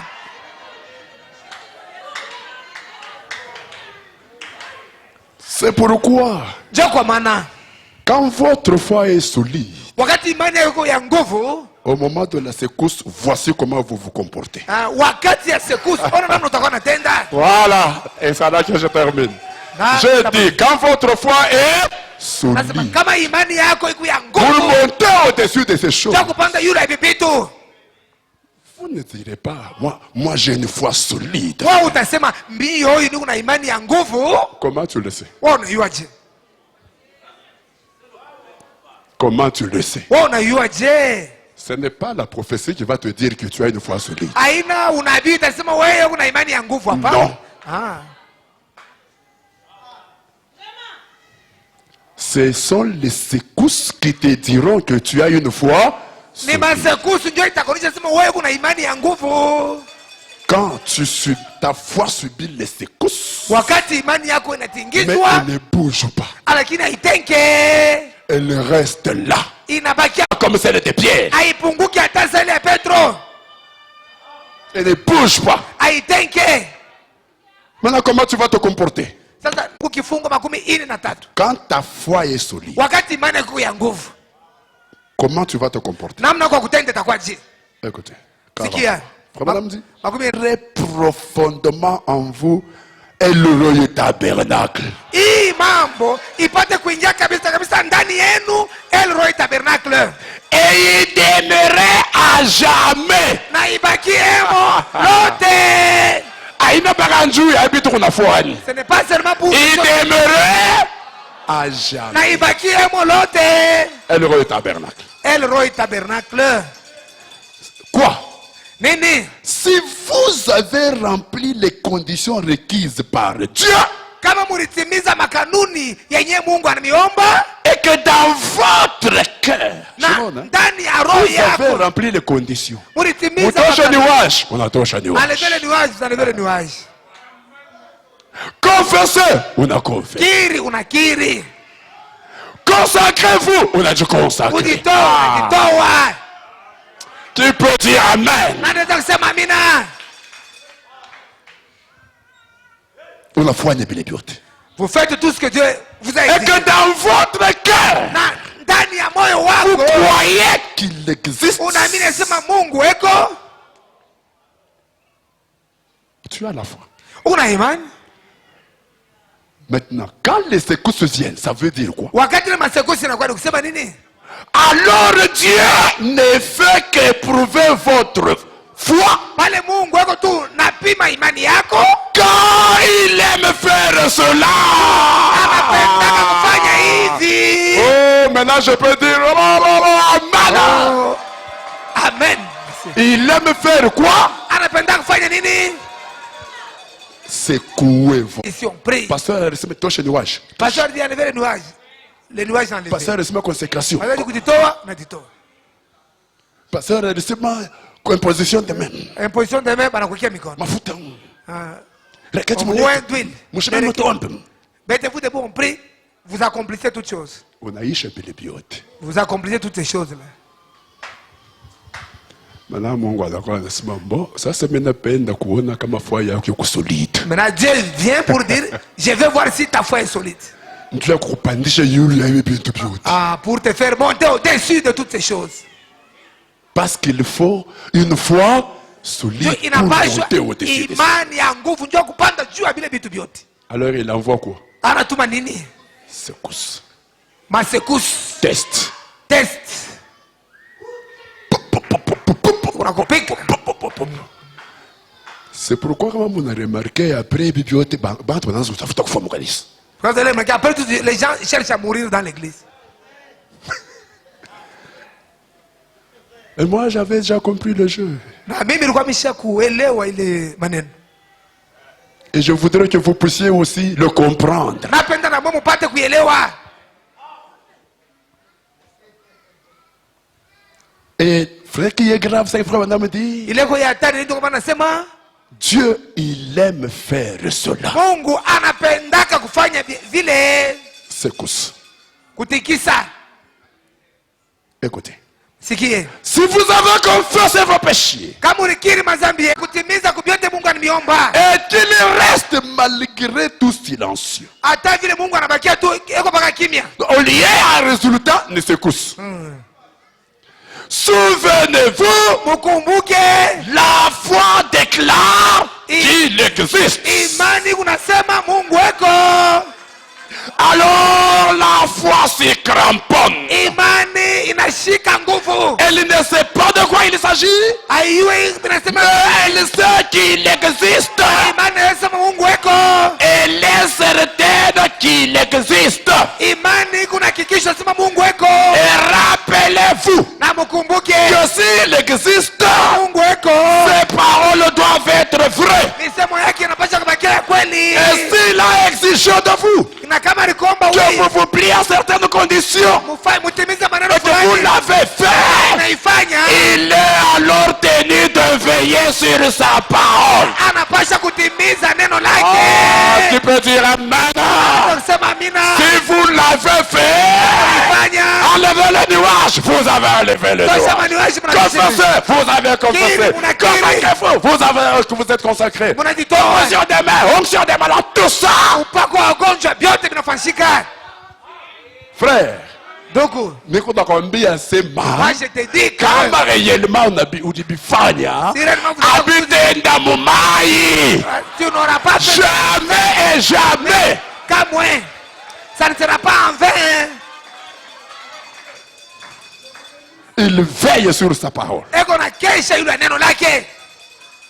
Maintenant, comment vous allez vous comporter quand la foi est secouée? Namna kani wewe utatenda wakati imani yenye kutikiswa. Ne faites pas marche arrière. Usirudi nyuma. Ne faites pas marche arrière. Usirudi nyuma.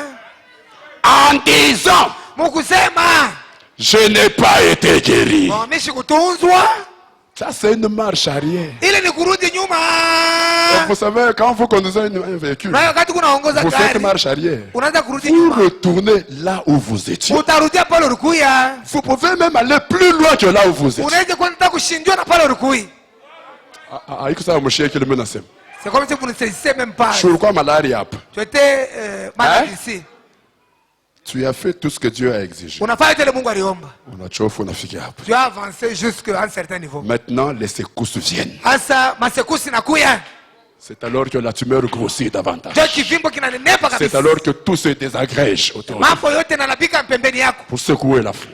Ndio kutikisa imani yako. Maintenant, Sasa comme la foi n'est pas solide, sababu imani ene ya nguvu elle bouge, inaanza kutenka, elle tombe, inaanguka, elle disparaît. inapotea. Vous faites maintenant une marche arrière. Unaanza kurudi nyuma.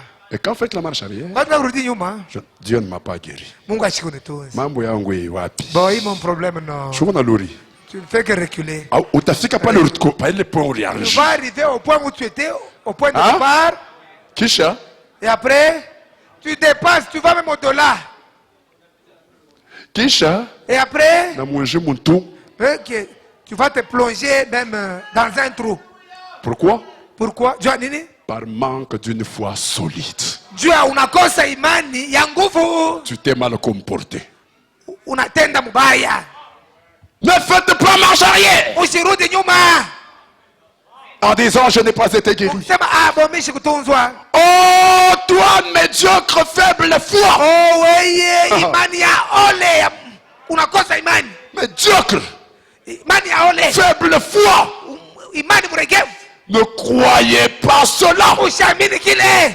Si vous avez tout confessé, Kama ulikiri vyote. si vous vous êtes déchargé de tout, kama maneno yote que ulitimiza, vous avez satisfait aux exigences de Dieu, ulitimiza vile Mungu alikomba, la foi tiendra bon. imani itasimama imara, Rien ne l'ébranlera. hakuna kitu kitaitikisa. Il existe Eko et vous en êtes sûrs. na hakuna ile hakikisho. Ceux qui s'attendent à l'éternel Wale wanajiongoa kwa amina, renouvelleront leur force. nguvu yao itapewa Ils ufanye s'élèveront upya. avec des ailes Wataamka na mabawa comme des aigles. kama ntai, Ils courront et ne se fatigueront pas. shuka Ils marcheront et ne se lasseront pas. abatachoka. Entendez. Ongoya Lorsque vous avez satisfait ces exigences, wakati mnatimiza bila liomba, votre foi est alors amenée à une confrontation. imani yako inaletwa kukipimo fulani. Oh, qui peut dire amen? Naweza kusema amina. Lorsque vous avez fait ces exigences, Wakati unaisha mambo yote. unatimiza vyote bila Votre kusema, foi est fait quoi? Amenée imani yako à une confrontation. iko napelekwa kukipimo fulani, Secousse. inapasha kutikiswa. Si vous avez rempli 3 points, si les conditions requises par Dieu ont été remplies, Bile Mungu aliomba ulitimiza, que vous y avez accordé toute l'attention nécessaire, ulifanya angalisho, que vous avez fait tout ce que Dieu exigeait de vous, ulifanya vile vyote Mungu alikomba, alors pale votre foi reposera sur ceci. imani yako itasimama Au moment de la secousse, wakati ya dites mtingiso. seulement, Sema tu, dites seulement, sema tu, Dieu existe, Mungu eko, Dieu existe, Mungu eko, Dieu existe. Mungu eko. Soyez certains de Dieu. Wana hakikisho ya Mungu. Il aime nous mettre à l'épreuve. Eko napenda kila mara kutoka pa kipimo Secousse. kututikisa. Il aime voir la réaction de votre foi. Eko napenda kona kile imani yako itafanya Si elle est solide. kama ya nguvu. Qui peut dire amen? Naweza kusema amina. Secousse. Mtingiso Si elle est solide. kama ya nguvu. Saviez-vous cela? Eti mnayo ile. Dieu aime voir comment vous allez réagir. Mungu anapenda one namna kani mtatenda Si elle est, c'est la foi est solide. kama imani kwa nguvu. Quand vous dites, Wakati unasema oh Seigneur, je te crois. oh Bwana mimi Tu es mon nakuamini. sauveur. Huku Je mwokozi crois wangu. que tu es le guérisseur. Je crois que tu es soin.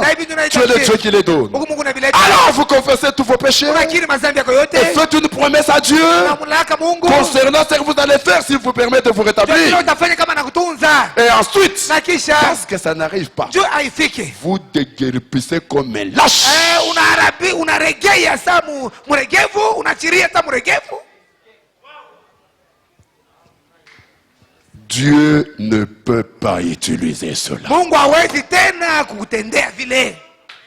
Parce que la foi, il ne peut aucunement vous utiliser. Hawezi kama kukutumia. Il ne peut absolument pas vous répondre. Hawezi kama kukujibu.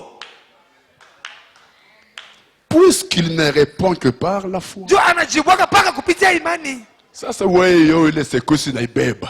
Toi les secousses ont emporté même la foi que tu avais. Secoué na ibeba. Les secousses ont emporté la foi que tu avais. Na beba. Emporter la foi. Il ne peut pas vous répondre. Hawezi kukujibu. Puisqu'il ne répond que par la foi. Anajibwaga paka kwa njia ya imani. Non, toi, les secousses ont pris la foi. Weye masekusi na imani yote. Tout à coup, vous vous en allez. Mara moja unaenda zako. Et alors, il ne peut pas répondre. Pale hawezi kujibu. Mais une foi réelle, Imani ya kweli. véritable, Ya kweli kabisa. Imara. solide, Imara. restera là. Itabakia pale. Sûr que Dieu existe. Hakikisha sema Mungu eko. Elle est certaine qu'il existe. Ile imani kuna hakikisha sema Mungu eko. Quand on a commencé à lire ça, frère Wanam a dit, Wanataka kusema Mungu ndio anasema. Mshisabu ni frère Zaranza nayo. Ah, n'oubliez pas la phrase Frère avec laquelle on a Zaranza, commencé. puisse ceci pénétrer profondément. Asema hii ingie kabisa kabisa ndani mwenu. Et y demeurer à jamais. Ibakie lote ndani mwenu. 47 pour terminer. Makumi ine na saba Et si Dieu vous demande de faire ceci, na kama Mungu anakuambia kufanya de hivyo, confesser vos péchés, kiri mazambi yako ainsi de suite, na vivyo et hivyo que vous l'avez fait, na munaifanya vya kweli, même si la secousse vient, hata kama mtikisho nakuya, la foi déclare qu'il existe. imani hiyo itasema eko. Elle est certaine que cela arrivera. Imani kunahakikishwa lazima itafika. Malgré les secousses. Hata vile kuko masekusi. Parce que la foi comprend que Imani ndio kama les secousses ici, c'est parce que devant là, le troisième pour le matin.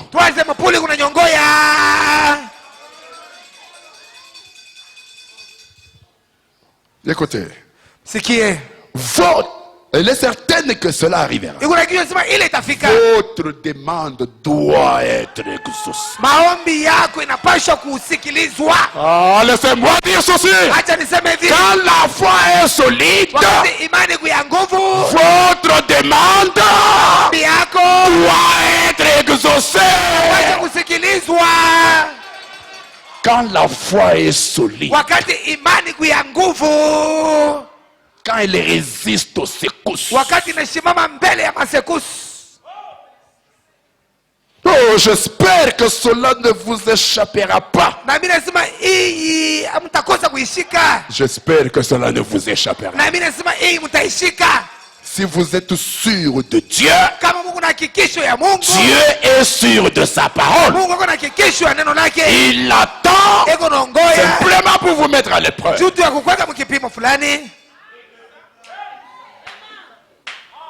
Même si cela attend. Attends. Et pendant que vous attendez là, la secousse fait rage.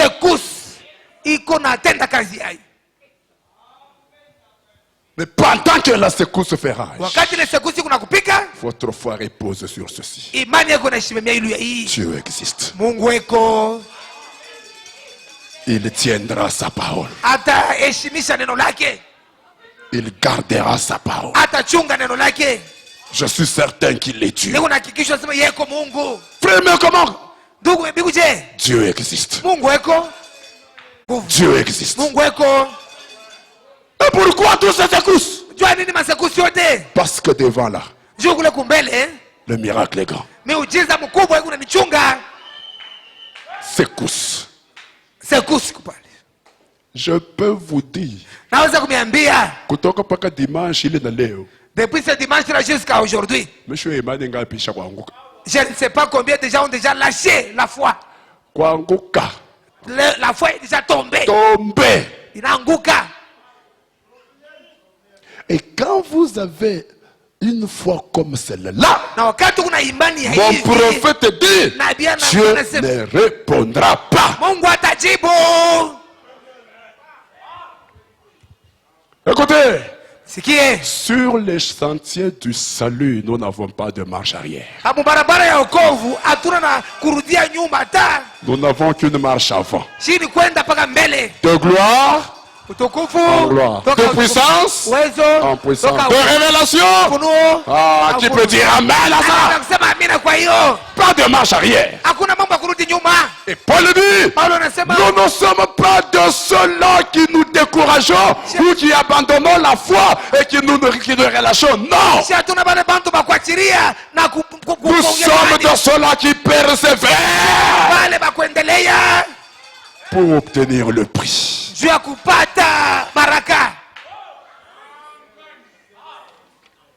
S'approprier une foi solide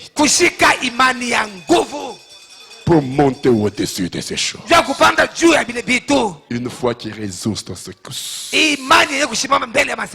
Inclinez vos têtes. Que Dieu vous bénisse. Oh Seigneur. Oh.